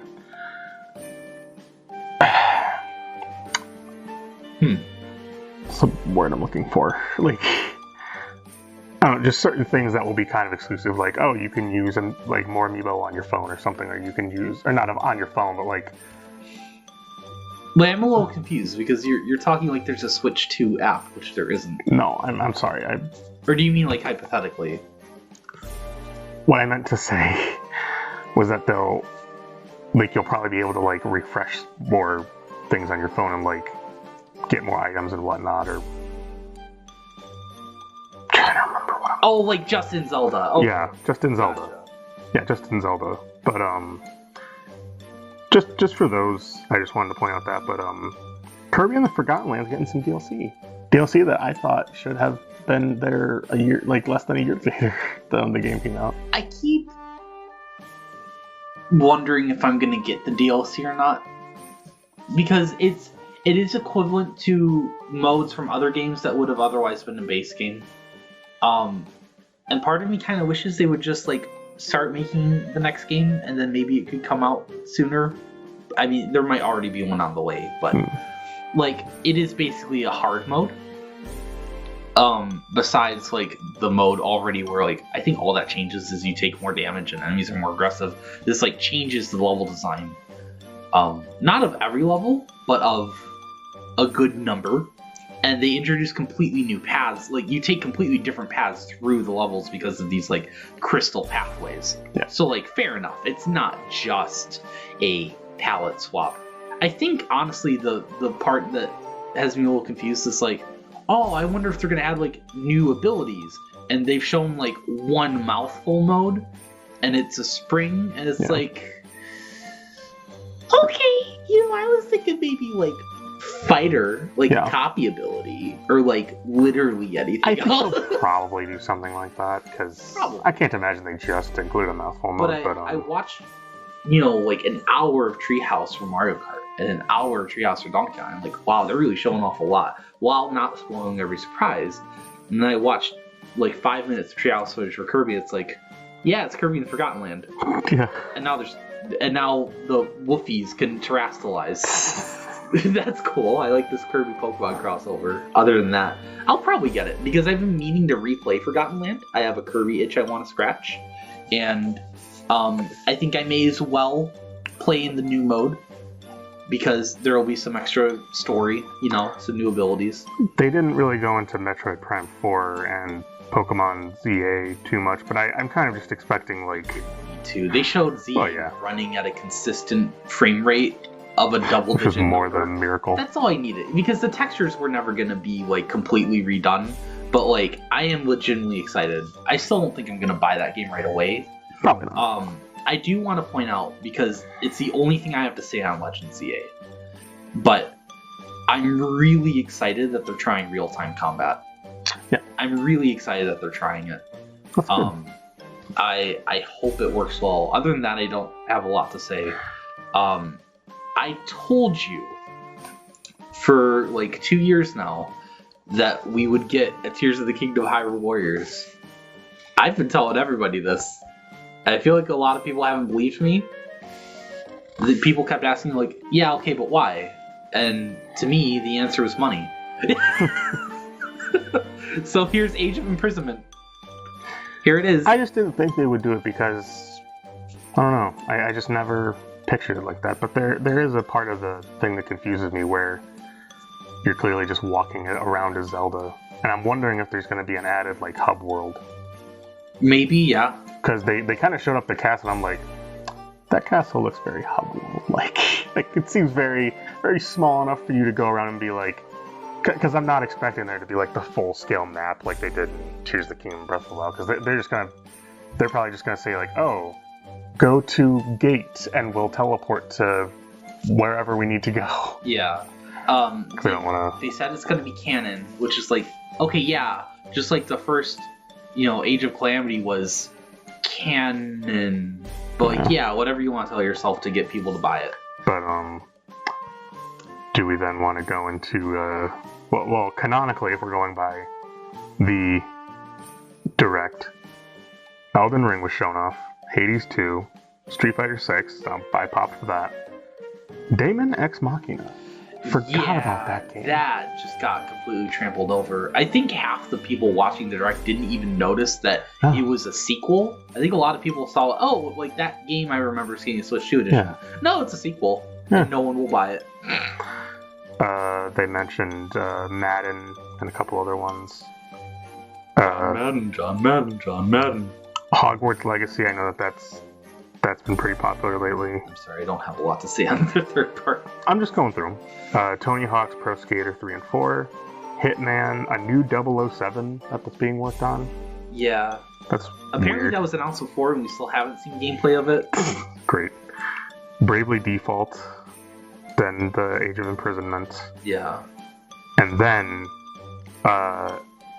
we all tightened our assholes as GameCube NSO. What happened? It is disappointing to only see 3 titles to start. I just wanted F-Zero GX. They could say, hey, we're not bringing any more games after this because none of you bought enough expansion passes. And I'd be like, fine, I got online multiplayer F-Zero GX. What was the other ones they did? They had Mario Sunshine. Oh, and like the Coliseum and XD for Pokemon, Luigi's Mansion, Chibi Robo. I think there was one more. We mentioned Sunshine. That's all I remember. But I would expect... Double Dash? Double Dash eventually. I mean, I can make some assumptions here. Like, we'll probably eventually get Metroid Prime 2. We'll probably get Oh, I wrote them. the SD version of. Oh, it was Path of Radiance. Oh yeah. Okay. And Soul Calibur 2 is the only third party we know for sure, but like, I really wouldn't be surprised if later on we get like Billy Hatcher. Oh yeah. Um, It'll take time. They'll probably have like a Sega lineup or something. They'll probably have like certain lineups for different months. yeah. Summer Make games it, like, Sonic and Riders on there. yeah, Sonic Heroes and stuff. I don't know, but It's good enough for now. If I can just have GX and Double Dash, I'm good. After that, though, I felt the collective. Me and Will were very concerned because we felt the collective trickling down Drew's legs when You don't have to do this to me, when my room but Toby Fox does. was flooded with his semen as Deltarune Chapter 3 and 4 were I know announced. a lot of boat drivers. I know a lot of people who have been in the Navy, and that's what we're talking about here. On a completely unrelated note, yeah, Chapters 3 and 4 are like a launch title for Switch 2, which is a weird but cool end to my suffering. On a completely unrelated note to that, Silksong just abandoned me and my family for 4 years, and then walks in and says like, "Hey, I got the cigarettes. All right, I gotta go to work." Yeah, 2025, quote unquote. See, but I've heard. It finally came back with the milk only to say like, oh wait, I forgot the cereal. I remember when Silksong was definitely coming out in 2022 or 2023. Yeah. So now I don't believe you. I will love that game when it comes out. Oh The yeah. excitement's gone. The excitement will come back when like I can actually like hold a copy in my hands, Mhm. and it'll be great. But I don't care right now. There's too much other stuff to be excited about. Then there was Lorder Bands 4. No, you can disrespect Borderlands. It's I fine. don't care. The movie sucked. You can It's, disrespect. the movie sucks and the franchise is whatever. But I'm just joking around. But I'm just kidding. then they announced that. Then I was surprised that they announced WWE 2K, and to a much lesser degree for excitement for me, NBA 2K. And do you know what happened and why there hasn't been a WWE game from 2K on the Switch or anything? I remember why, but you can explain it. So, obviously that game, 2K18, was not made to run on a Switch. It was not prime development for it. That game had everything from load times to glitches to like I'm not even talking like online. I'm talking strictly like just gameplay in general. I tried to play it. I couldn't do it. And it was just the worst thing I'd ever experienced. And it was so funny. But I would be actually genuinely surprised to see how they run WWE 2K games. Probably. And then the thing that broke the direct was Survival Kids. I hate that game for completely unjustified reasons now. I do, because it looks like a fine game, but you announce FF7 Remake, and you announce Donkey Kong Bonanza, and it's like, oh, but you're on an island with your friends. It's like Animal Crossing for dick-ass babies. Like, It's a very specific kind of baby that I'm uncomfortable with. it's like penis-shaped babies. Anyway, Entering the Gungeon. Enter the Gungeon 2. And I was like, okay, this seems interesting, like a bullet hell. Haha. Yeah, it's like a bullet hell roguelike. Star Seeker just looked like another Survival Kids, but in space. I like surviving in space. Then Cyberpunk 2077 and FF7R. Those two are big for me. I did not expect Cyberpunk. I really thought that game would not come to Switch 2. I knew it would come eventually. I didn't think it was going to be launch year. Yeah, That's very exciting. that's even more surprising to me because I just like when I think of the amount of content that game has, and I'm just like, I mean, CD Projekt Red has shown their support for the Switch before with a existent port of Witcher 3, which I am now realizing will probably get a performance patch on Switch too, so I can finally play The Witcher 3, and that's very exciting. FF7R Intergrade, and very exciting. Which is the PS5 DLC version, which includes Yuffie, and which is really fun. I've actually played a little bit of it, and it's vastly different. It's like a quarter size, or maybe like a third of the story of FF7, and it's just Yuffie's part. But it's really fun, and it's really fun to control as her and go through all the stuff. There's a lot of little add-ons and whatnot. I believe there's like another sizzle reel that starts in the direct, and it shows a clip of Sephiroth, and I believe that's from Rebirth, which confirms that will be coming eventually, or is that from Remake? That's from Remake. Oh, okay. And Rebirth will still... He constantly shows up and taunts Cloud. And Rebirth will come eventually, probably like 2 years from now. I'm so excited for you to play that game. I have been badgering Drew, which is the best way to put it. Badgering Drew for years to play FF7. And it's like, he's like, I just don't. Like, it's not that he's not interested, but like, go on. I do need to warn you, live on stream, so that you never forget. I probably won't buy it day one. Okay. You're not going to slash my tires. No. Just because tires I don't know how much I'm going to like it, so I don't want to spend full price. Yeah. Because I try and spend my money. I try and treat my money with respect. Honestly, this is probably one of those games that I would just buy for you. Like, one day. If you want to. I would contribute to it. Will not ask that of you. But, I don't know, when I played it, I just remember thinking, like, this game screams that Drew would like it. Like, I will probably like it. It's very, very character-driven. There are huge, like... So they have their chapters, and you kind of go along through it with the story, obviously, but, like, in a few chapters, there's just areas where it's kind of like free roam, where you can basically just go around and do, like, side quests. And I'll warn you now that those side quests, while they're not mandatory, I believe that even though people are like, oh, it's just getting cats, it's like, it kind of builds up the world a little bit. No, cats are my favorite animal. Well, okay, let me put it this way. There's one where it's like you kind of have to go through a warehouse and open several doors, and it's kind of bullshit a little bit, but like... You know I like doors. They're my second favorite animal. Oh, I wonder if the door glitch is going to return. I think we've seen that same shot, no? Oh my gosh, I'd have to see. And that'd be funny. It doesn't glitch out? But either way, I'm just saying that, like, there's side quests that will eventually lead you to, like, getting either better items, better weapons, and stuff like that. And I think it would be a fun thing, but the real shocker came after that. Something I never expected. A FromSoft game exclusive to Nintendo. Exclusive. Which is the weirdest thing to me. Nintendo said we want our own Bloodborne, and FromSoft said, yeah, we could do that. Like, FromSoft looked at Sony over their shoulder, and Sony was like, don't do it, and they're like, fuck you, let's do it. Like, she's just like, yeah. See, I do know a lot of people are disappointed because they found out after reading the creator interview with Miyazaki, this is not just like another Dark Souls or Elden Ring. It's PvP. And really? Like PvP VE. So like you're in a map.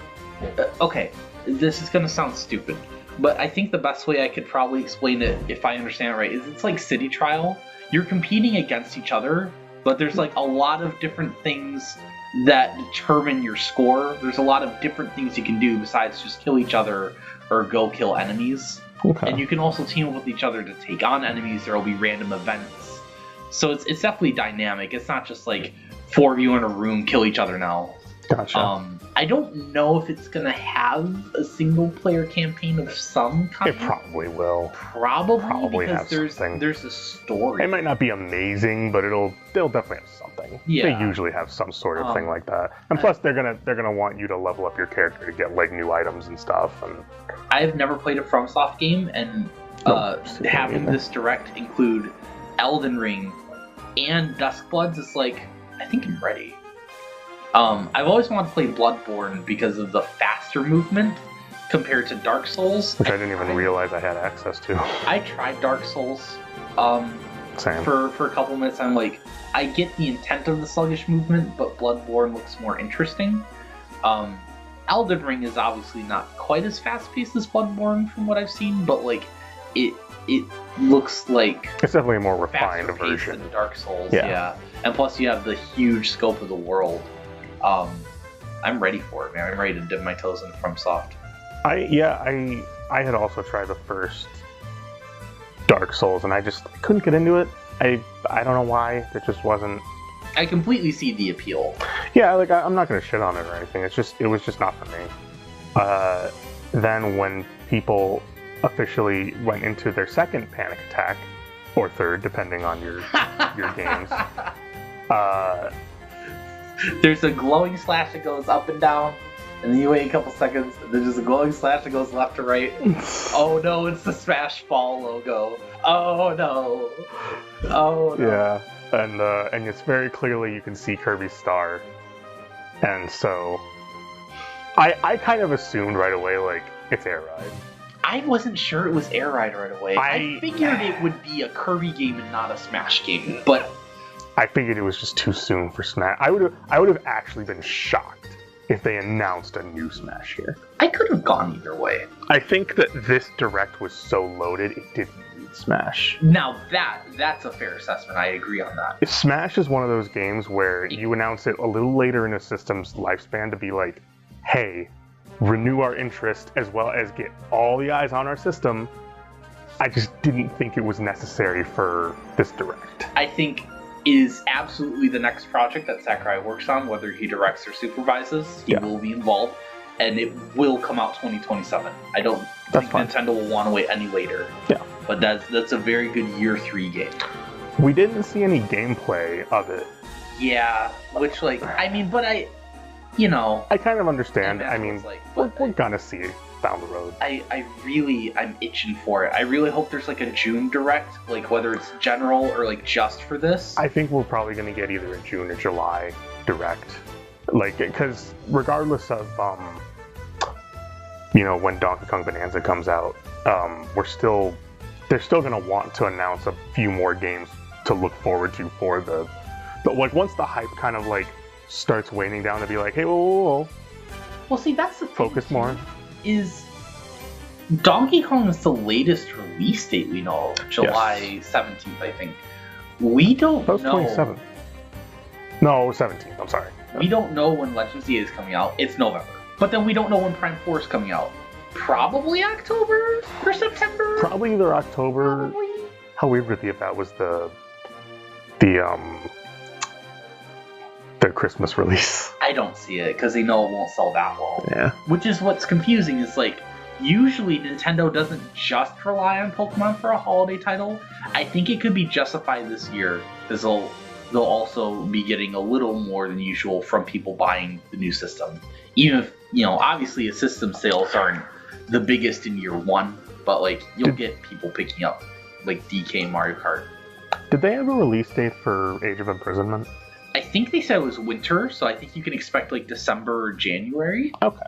Because they had a November release date last time, so I was just curious. I almost kind of hope it's not November because I feel like Age of Imprisonment is going to get trampled on By Pokemon, probably. by everything else, to be honest. So I think I know, there's this joke about movies coming out in January being the ones that the studios don't care about. I think it might be to this game's benefit if it comes out in like January, Might to be. be honest, or at least like late December.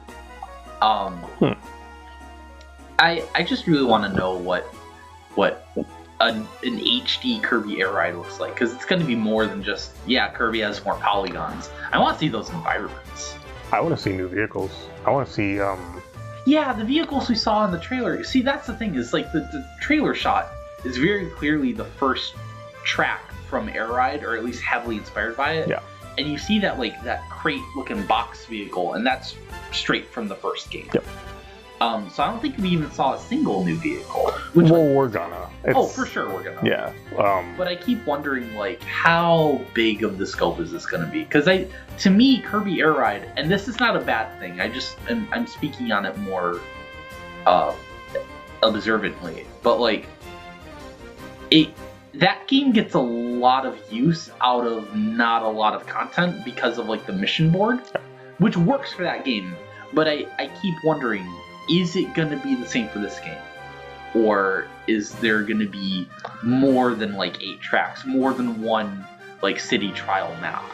Please have more than one city trial map. Please have like 3. So I'm kind of thinking that they're going to either, if they don't have more than one, it'll be much bigger. What I'm kind of thinking is that they're going to do online. Oh yeah, for sure. That's what it's going to be. It's going to be going to be one of their main focuses is online type city trial type stuff. Dude, they're gonna have some kind of battle royale mode with like 20 players. Ooh, you shouldn't even said that. Oh yeah. So like it's gonna be like a lot of online functionality. Oh yeah. They'll have a missions board. They'll have stuff like that. Drew looks like he smoked right out 4 packs just now. He's got a squinted eyes. Squinted eyes. But I'm 60 now. Yeah. But $60. $60 deep in this game. It'll probably be 70. I don't know. I don't know if they can get away with that with this one. With Kirby. Kirby is high echelon for Nintendo. I'm gonna say 60. I'm gonna say 60 for now. I'll be surprised if they do 70. I won't be mad, but I'll be surprised. If you can get away selling Mario Kart for 80, you can get away selling Kirby for 70. Is my argument, even if it's a spin-off. True. Well, we'll see how things go, but honestly, my biggest worry, and however you take this seriously, you might be trying to read too much into like, I don't know. I'm worried that Sakurai's not going to incorporate any stuff from the Kirby franchise past his tenure. I'm worried it's going to be like, here's DDD and Meta Knight and maybe Bandana D and like Adeline and Marks, and then it just stops. Because it's that same thing we've seen from Nintendo before, and we are going to get into this with Bonanza. But I think the kind of culture over there with different studios is we don't necessarily want to use stuff that other studios have used out of respect and to encourage us to do our own thing. It's not meant to be a like, oh, we don't like your stuff, we're gonna get into it with Bonanza. But like, I don't know, if I saw Magalore or like Leongar in Kirby Air Riders, I wouldn't be mad.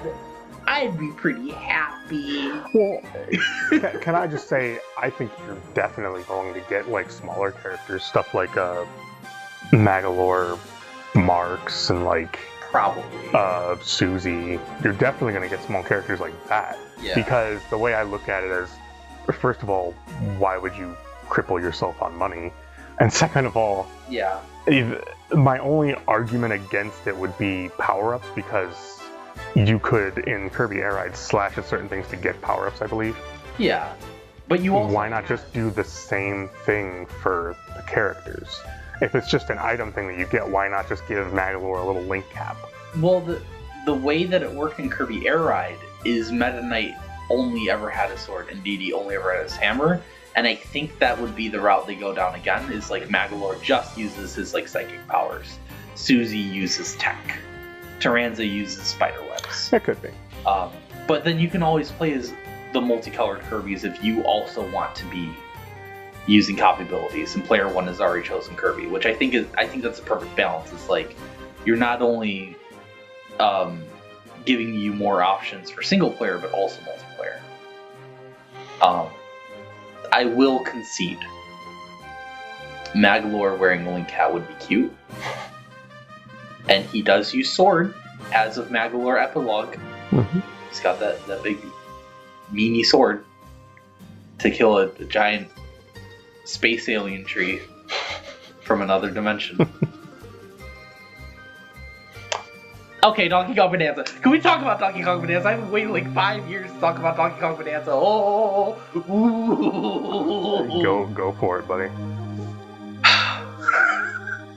So, how I want to start this. I want to go to Red Robin. Anyway, go on.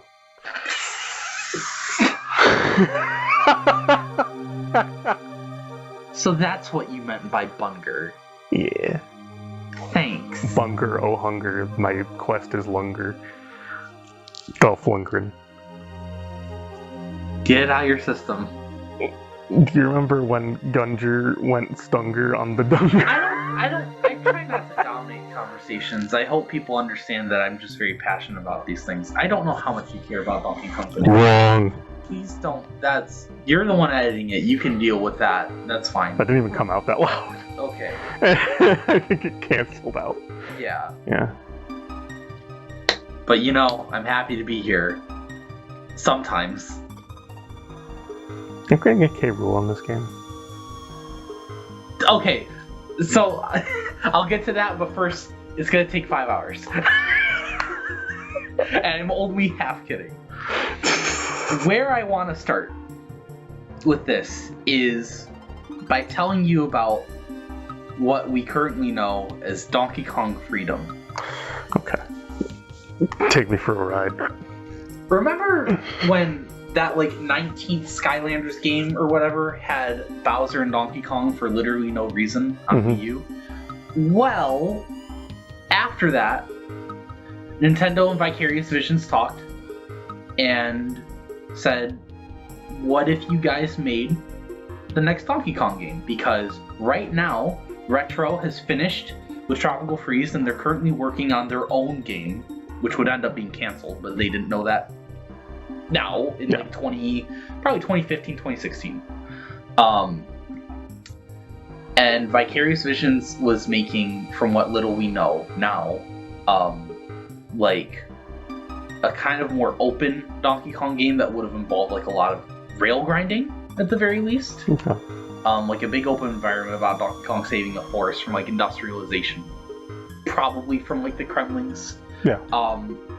This game was canceled because Vicarious Visions was pulled by Activision, their owners, to start supporting Call of Duty and other titles that Activision had under their umbrella, and Donkey Kong wasn't going to be a big enough of importance in Activision's eyes, unfortunately, because otherwise we probably would have had this game around 2017, 2018. Okay. And then Retro's game gets canceled. It was going to be a music-themed RPG kind of game with summoning monsters and stuff. That got canned after this Donkey Kong game got canned, according to the rumors.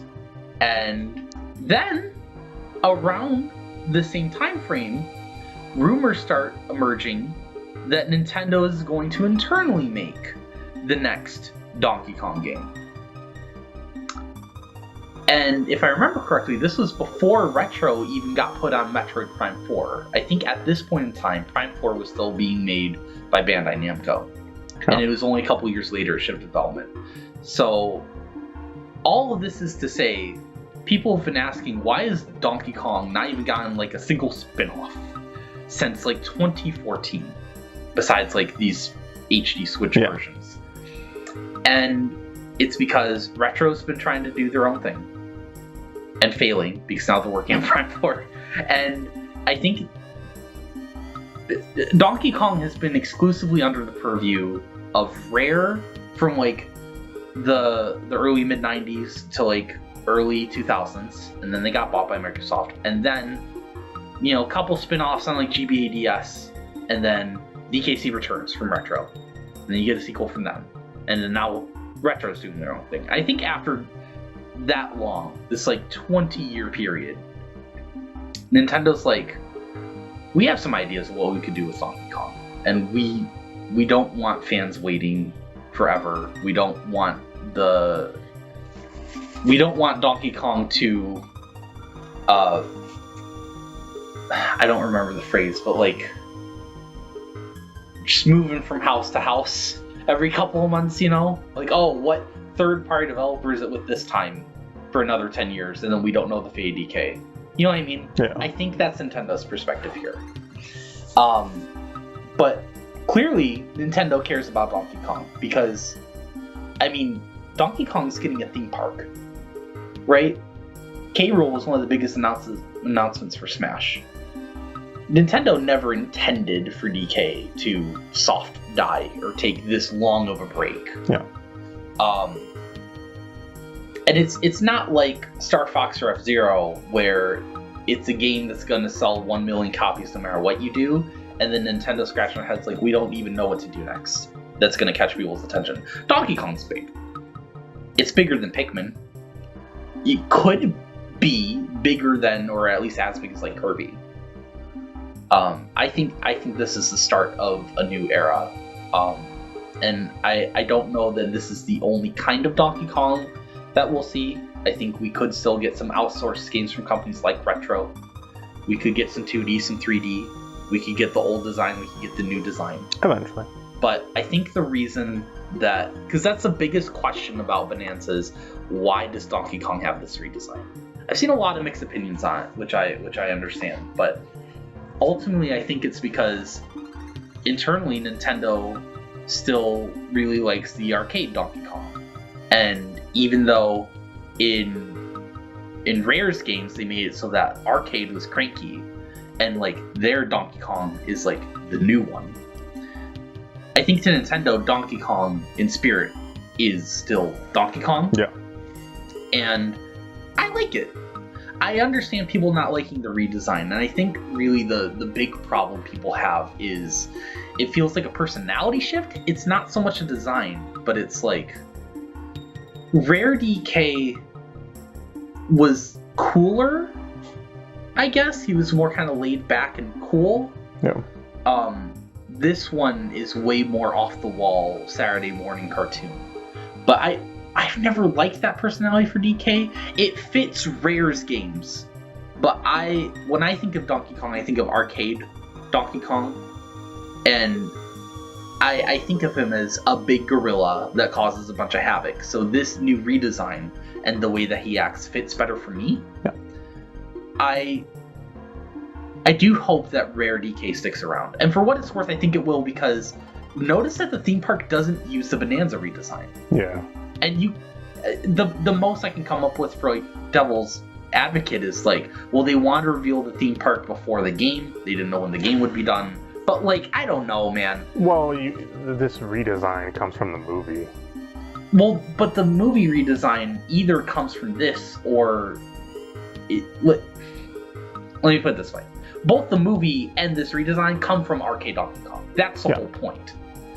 Is it looks retro, it harkens to the arcade games. The movie was definitely like this hybridization, I think, of arcade and like Rare. But I think which design a game uses just depends on like who makes it and like what the tone of the game is. So it makes sense that this design is in Mario Kart World, but the next time we get a 2D Donkey Kong Country, I think it's kind of up in the air which they use. Okay. Now that I've got the whole design thing out of the way, because that's kind of the monkey in the room. A lot of animals in our room today. We got a monkey, we got Elephant Mario. That's a lot. And Zach. Zach is... There's two. You have Yep. two of them. And I for that reason, And I Pig. respect you. What did we name that pig? Hog Hug? Yeah, I think so. Hog Hug, yes, that's right. Yeah. Because of the long arms. I don't know what this bit is. Anyway. This is very clearly from the same team that did Odyssey and Bowser's Fury. Mm-hmm. I don't think anyone needs to come out and say it. Nintendo won't come out and say it. We know. Because you get like 10 minutes of treehouse footage, and the golden bananas are just moons. You go around a big open zone, and you do a bunch of smaller tasks to find moons. Sometimes they're hidden in the wall. Sometimes you go through a little like blast barrel gauntlet. Sometimes you go into like a secret challenge room, kind of like what Odyssey had. So it's just Odyssey. Yeah. It's Odyssey too. Okay. But I've been thinking about Odyssey a lot ever since Bonanza, and I was like, why was I not happy with Odyssey? And I think ultimately it's because when I play a Mario game, I want Mario to focus on the running and the jumping and the athleticism and like the platforming gauntlets. And Odyssey definitely has some of that, but it's not the focus.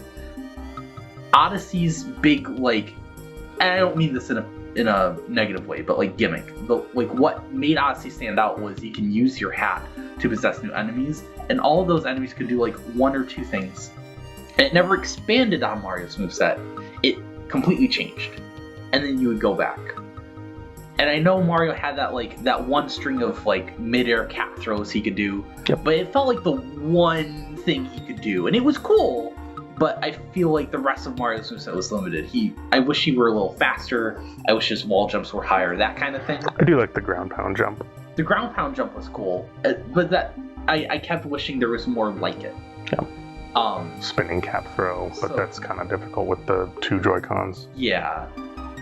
Ultimately, I think the reason I didn't enjoy Odyssey was because I felt like it was even more fun in like 64 to control Mario, honestly, or Sunshine. I feel like the movement of this athletic man does not hold a candle to the way he controls in Sunshine or 64, even though it was meant to be a follow-up, and that's what disappointed me.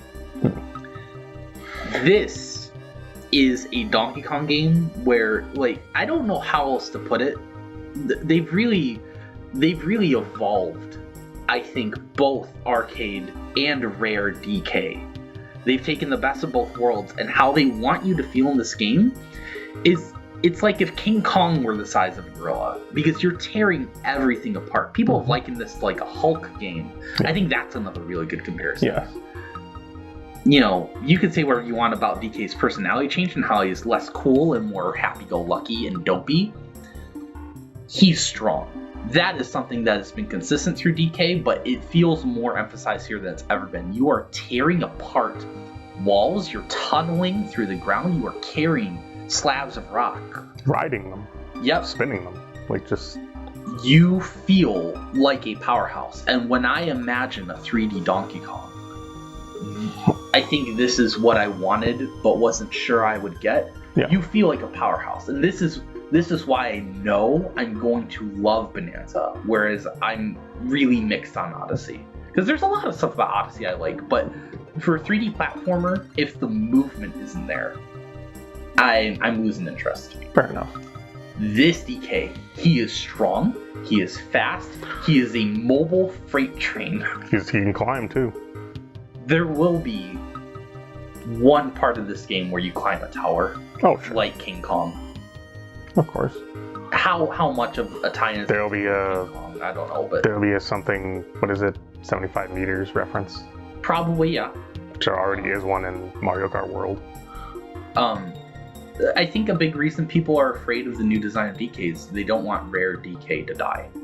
And I think if you look at this game, like, it wasn't so evident in the trailer. The trailer looks brand new. Like, oh, Nintendo's just wiping the slate clean. But you look at the Treehouse footage, and it's clear this team grew up with rare Donkey Kong, and they care. They are doing their own thing. They have a bunch of original ideas, but they are incorporating both arcade and rare era Donkey Kong. Okay. Cranky Kong's here. That's not Nintendo, that's rare. We've seen a fossil with Naughty, a boss from Donkey Kong Country, right? Ooh Banana, that's from DK64. That's not from Donkey Kong Jr. of the arcade. There is a clear love for rare Donkey Kong. The design may be different, DK's personality may be different, but the history of Donkey Kong from all developers here is preserved. With that said, there are two big questions that rare heads in particular have for this game. Where's Diddy Kong? And will K. Rool be in? Diddy is more of like a why isn't he here, and K. Rool is, I'm kind of that, but K. Rool is really his own thing.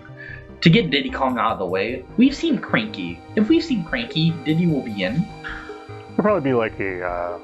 He'll probably just show up as an NPC later. I don't think he's gonna be playable. No, it's gonna be Donkey Kong's game, but because Diddy Kong can't go around the way Donkey Kong can. I wonder if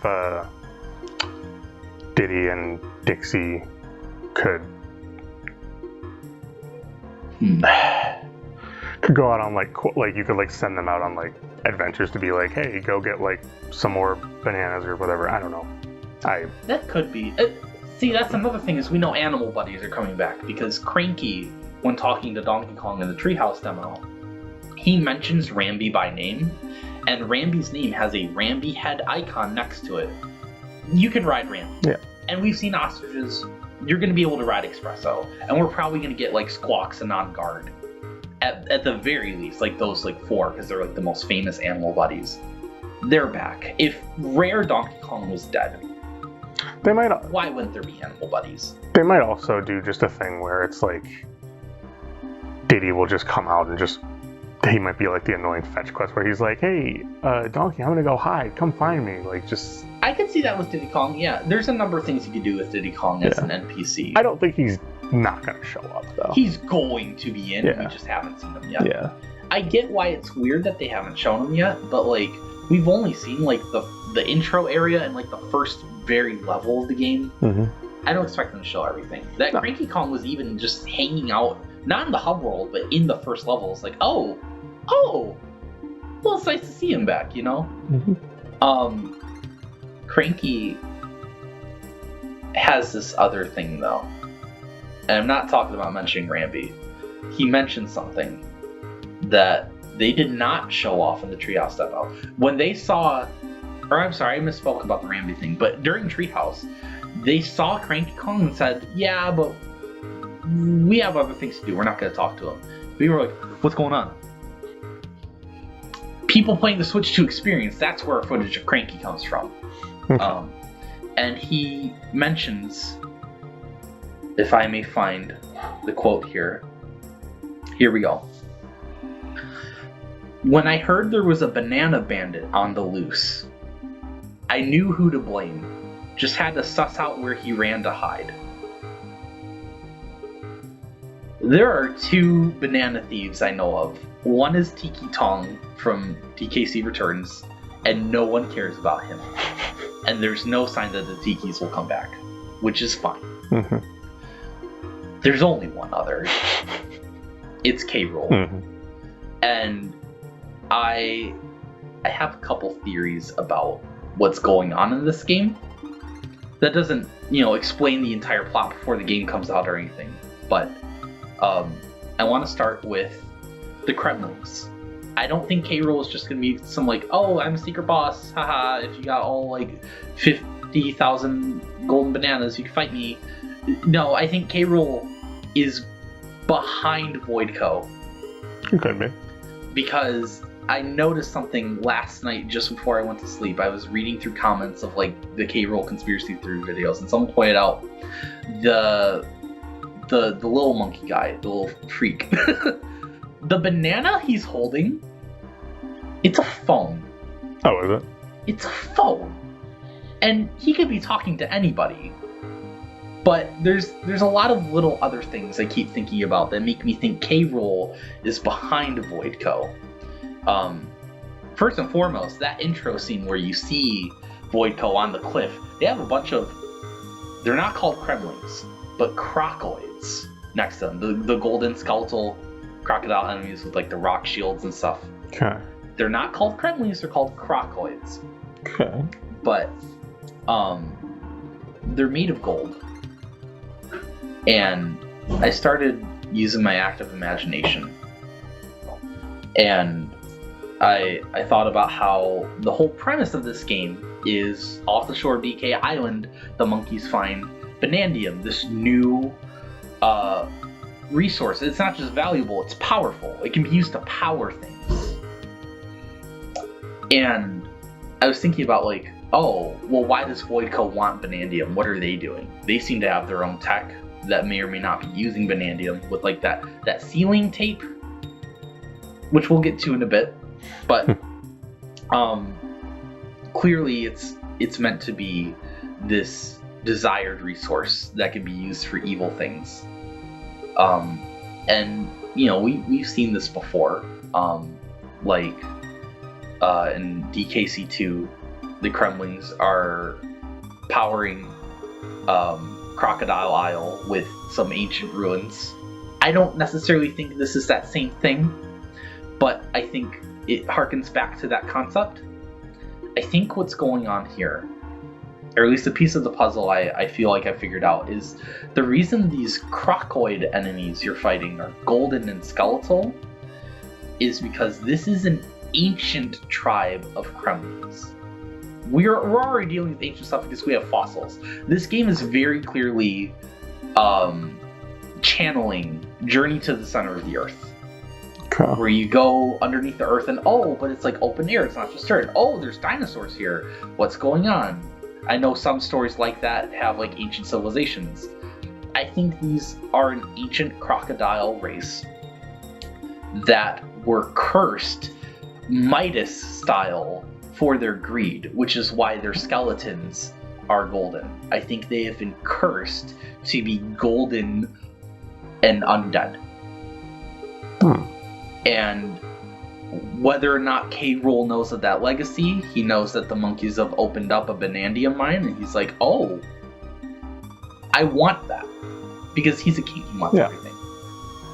I think that's what's going on here. The other theory I want to bring up, that's not really so much, it's basically been confirmed at this point, is Nintendo of Korea.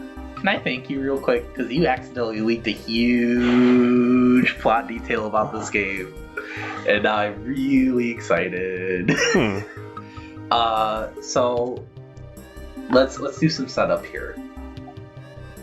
Donkey Kong meets a new little friend that is referred to as the Odd Rock. When the Odd Rock first meets Donkey Kong, it starts panicking and screaming and running around the room. And then it exclaims, "Monkey, this thing is afraid of monkeys in a world that's full of them and lots of other animals. Why specifically? What's going on? That's weird." Donkey Kong tries to gain its trust. He's like holding his hand out, and the Odd Rock is still like cowering in the corner. And he's thinking about what to do. Like, how do I get to show this thing that I'm not a threat? He starts whistling. He uses music, Ryan. And the Odd Rock is like, oh, well, maybe you're not so bad. It starts humming. This thing is musically inclined. And afraid of monkeys. I wonder what this could be. Then, as you go into like the first like real underground area of the game, you meet some monkey NPCs. And Odd Rock now hanging out on DK's back. There's voice acting in this game. And the monkeys speak in gibberish, kind of Banjo-Kazooie. The Odd Rock is voiced in human language. When you play the English demo of this game, this thing speaks in English. You don't just read it, you hear it speak English. And it says, oh, it's weird, I can understand what they're saying, but they're not speaking English, it's like gibberish. I wonder if this could be... Well, it's not Pauline. But Nintendo of Korea had this leak where a version of the cover art was shown, and it said the Odd Rock on DK's back. The tie is pulled back, someone's holding onto it, and it's a young girl with a great resemblance to Pauline. I don't think this is a prequel. I don't think this is time travel. I think this is like Pauline's little sister or daughter or something. And the big reason why I think that is because she clearly, this is not like, oh, well, we kind of are looking through blurry pixels. The picture's crystal clear. This girl has freckles. Pauline does not have freckles. This is a new character that's just meant to be related to or reminiscent of Pauline. But the thing that seals the deal about the Odd Rock being this young girl is in this leaked art, she has a purple rock bracelet. Why would they do that? Why? There's no reason to do that unless it means something. That's not a little detail an artist draws as a red herring. They do that so that the player can make a meaningful connection. The odd rock is covered in Voidco tape if you look closely. That thing that Voidco is using to seal stuff that they don't want getting out of hand or being of use to other people. And now we can get to my theory. I think... Oh shit, I have to explain one more thing. Why am I like this? Okay, remember when it started humming when DK was whistling? So once Oddrock joins you, you two can make music together, and it's like pathfinding. Like if you whistle and the Oddrock starts humming too, it shows you like a path of where you need to go. Oh, okay. But that mechanic isn't the important part. It's the music that's the important part. I think with the power of music, Voidco will be... I forgot another thing. DK and the Oddrock use music to break Voidco seals. Okay. Because it's how they break open a switch. Okay, there. Now, I knew this would happen to me. I knew my brain would get fizzled. I think DK is going to use the power of more music than just whistling and humming to break the Oddrock out of this Voidco seal. It's going to end up being young Pauline like halfway through the game. And that's how she'll be through the rest of the game. And I think the reason that the Oddrock was sealed like this, I think the power of this girl's music was able to undo Voidco's progress in sealing things away. So they sealed her up so that she couldn't use her music to stop their plans. And I think this music is how this girl and DK are going to take Voidco down. Okay. I'm really excited for this. The incoherent ramblings of a madman. Of a DK The madman. checkpoints are tuning forks. Okay. They're tuning forks. Why would they be tuning forks? Because music is a theme of this game. Thematic cohesion. Which means we're definitely going to get some bongos at some point. Oh, we're gonna get bongo. Oh. How'd you I not- didn't even think about Oh, that. to say, how'd you not think of that one? I don't know. It was a controller at one point, of course. I did want to point out in the opening mine section before the island sinks in on itself, there are crates labeled NDC. It's New Donk City. It's New Donk City. Yeah. There's nothing else NDC could mean. New Donkey Country? No. Maybe next time though. Maybe next time we'll get a DKC. What was I thinking? I was gonna say, what if each area has you get like a specific instrument, and you all get a band together? Stop it. Yeah, dude. Like someone plays maracas. Oh no. You're gonna meet an elephant friend, and they're gonna play their trunk like a trumpet or a tuba. And then there's gonna be, what is it, Rambi? Yeah. Rambi will play something. You're gonna meet a spider that plays like a viola. Yeah. Some kind of string instrument. Dude. Ooh. There's gonna be a big, like in the middle of Odyssey. There's that big like. We're getting the band together. They're gonna do that in this game, and it's going to set Oddrock free, and she'll be back in her normal form as like a little teenage girl or whatever. Dude, stop it. All right, I don't know. And they play a precursor to the Odyssey theme. They could. I'm really excited. I'm glad. I don't know how much more you want to talk about this game. I do have some notes on the gameplay. I don't really have a lot to say though. I mean, like, just as moveset's cool. Like, they brought the hand slap back, where you can smack the ground. It creates a shockwave that collects stuff. You can also use it midair, which I thought was cool. Oh, okay. You can climb walls and ceilings. You can break the wall while you're climbing it. You can climb walls while you're carrying huge chunks of rock. DK will just climb with his feet, which is just like, I love this. This is... I noticed the terrain is, it's categorized by how hard it is to break. you have like dirt that's listed as soft, and then you have clay that's like a little harder but still soft. Then you have stone, which is tough. And like if Donkey Kong wants to break stone, he has to punch it a couple times. Okay. If he wants to break concrete, he can't do that with his own hands. He needs to grab stone to weaken it first. So they've thought about how you can't just go through Pick everything. up and Yeah, it's not like everything here is a dirt block. You know what I mean? Yeah. Um. So we're definitely gonna get like a crystal block at some point. Oh yeah, for sure. Hmm. I noticed in the trailer too when DK is like, you know that shot where he dive punches through the ground and starts tunneling through it? As DK is making a tunnel, the grass is kicking up. Someone zoomed in on that grass and the blades are shaped like bananas. Like they're not just they are explicitly bananas because there's some like larger chunks that look very much like a group of bananas. Like a whole bunch. That's great. I don't know what else to do with this information. It's a nice little attention to detail. I'm more excited for this game now because I was just kind of like before, but I'm kind of glad you told me more about this. Oh yeah, the map screen. So like for every dent you can put in the ground or the wall, anything you tear apart, when you pause, you get a detailed 3D map of the whole zone. Oh. And if you've like soft locked yourself out of something or just want to reset it, you can press plus on the map screen to reset all of that. Huh. But like it's crazy to me that the map like it keeps track of everything. It runs at like a slower frame rate, but like it's pretty understandable given everything. I feel like that really shows off the power of the Switch 2 hardware. I don't know if the Switch 1 can do that. At least not with the map as detailed as they have. Yeah, not as detailed, definitely. Because it's not. The first comparison I thought was like, oh, Metroid Prime is 3D maps, but that's just blue and you have like colored doors. This is like, no, you can see the dirt. Breath of the Wild had the Divine Beasts, but but that's a finite space versus similar to that, yeah.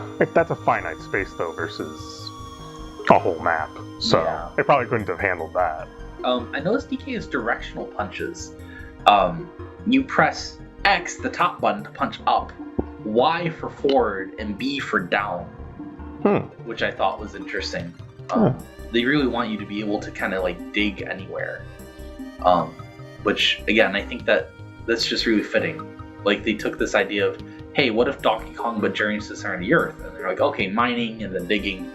This is what I like about this team. I noticed this in Odyssey too. It's like when they have an idea, they run with it. There's this thematic cohesion. Something else that stuck out to me was to raise a platform, Donkey Kong needed to hit a switch, and it was a punching bag. And Donkey Kong had to like knock on it for a good couple seconds, like to get it to raise. And I thought to myself, that's so cool because it fits Donkey Kong. And if this were a Mario game, it would just be a switch that you like ground pound on. They think about these things. They think about how a character will interact with their environment, and they get the most out of it. I know Mario could in previous games, so like in Odyssey at least, you never like climb a ceiling great. Donkey Kong does though, because they're focusing on his raw strength and athleticism. They're focusing on that King Kong kind of like a gorilla's on the loose. I think that's. I don't really know what else to say about Bonanza. It's just at first I was more excited for Mario Kart World, but the more I look at Bonanza, I'm like, I think this is the 3D platformer I've been waiting for maybe more than 10 years. Yeah, I was gonna say like probably more than a decade.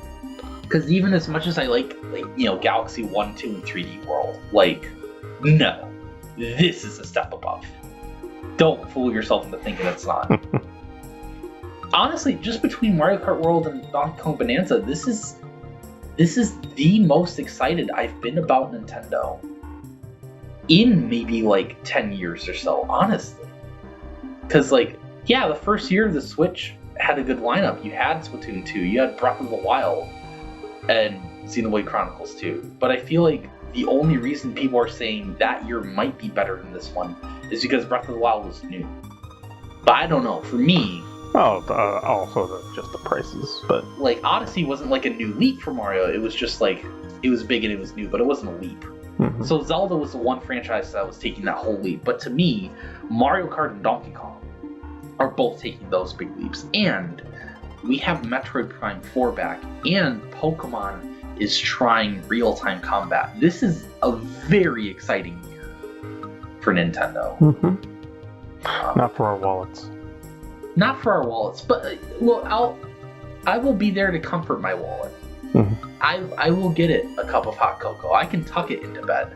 I can't tuck myself into bed if I don't have Prime 4 day one.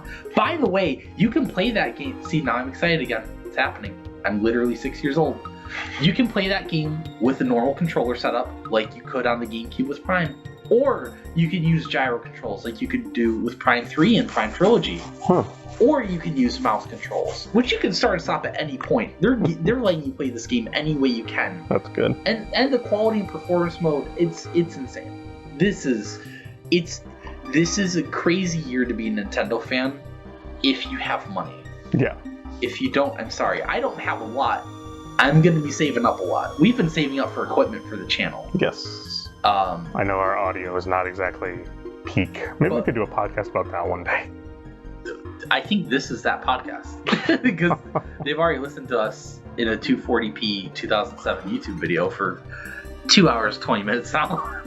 But we just got a new PC. And we plan on buying a microphone. I think you were saying some like Shoji panels. Yep. If that's not enough, Get some soundproof foam on there. Yeah. Maybe some insulation panels. Who knows? Yeah. We have a huge slab of drywall we could try to squeeze in there. Yeah, but that's why our audio sounds. Well, there's two reasons. One is because this is a big open basement with a lot of space. It's at least like 25 feet, more than 25 feet long. Yeah, and the other reason is we've been using $10 Amazon lapel mics for the last 4 years, and the recording device is Ryan's cell phone. Yep. My phone, which we don't have a mixer, we don't have any foam like noise canceling things, so it's just big and echoey down here, and we've had dryer noises and cat noises and so much in the past, and we're getting on it.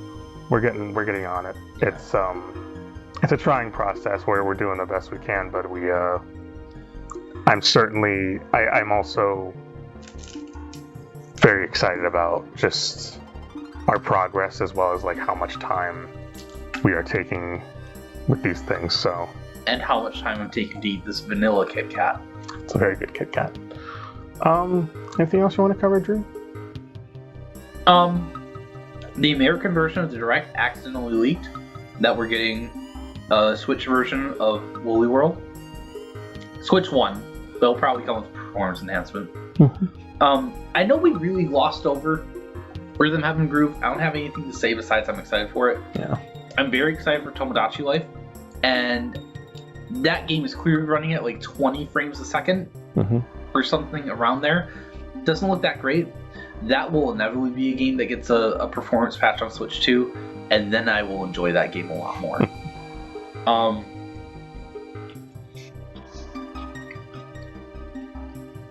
I think that about covers it. Okay. Now it's time for the longer half of the episode, probably next 3 or 4 hours. We're going to be reviewing the Minecraft movie. This was a special request from Dominic. Oh, is it? Yeah. Okay. Can I just give Dominic a little shout out? Mm-hmm. Hey Dom,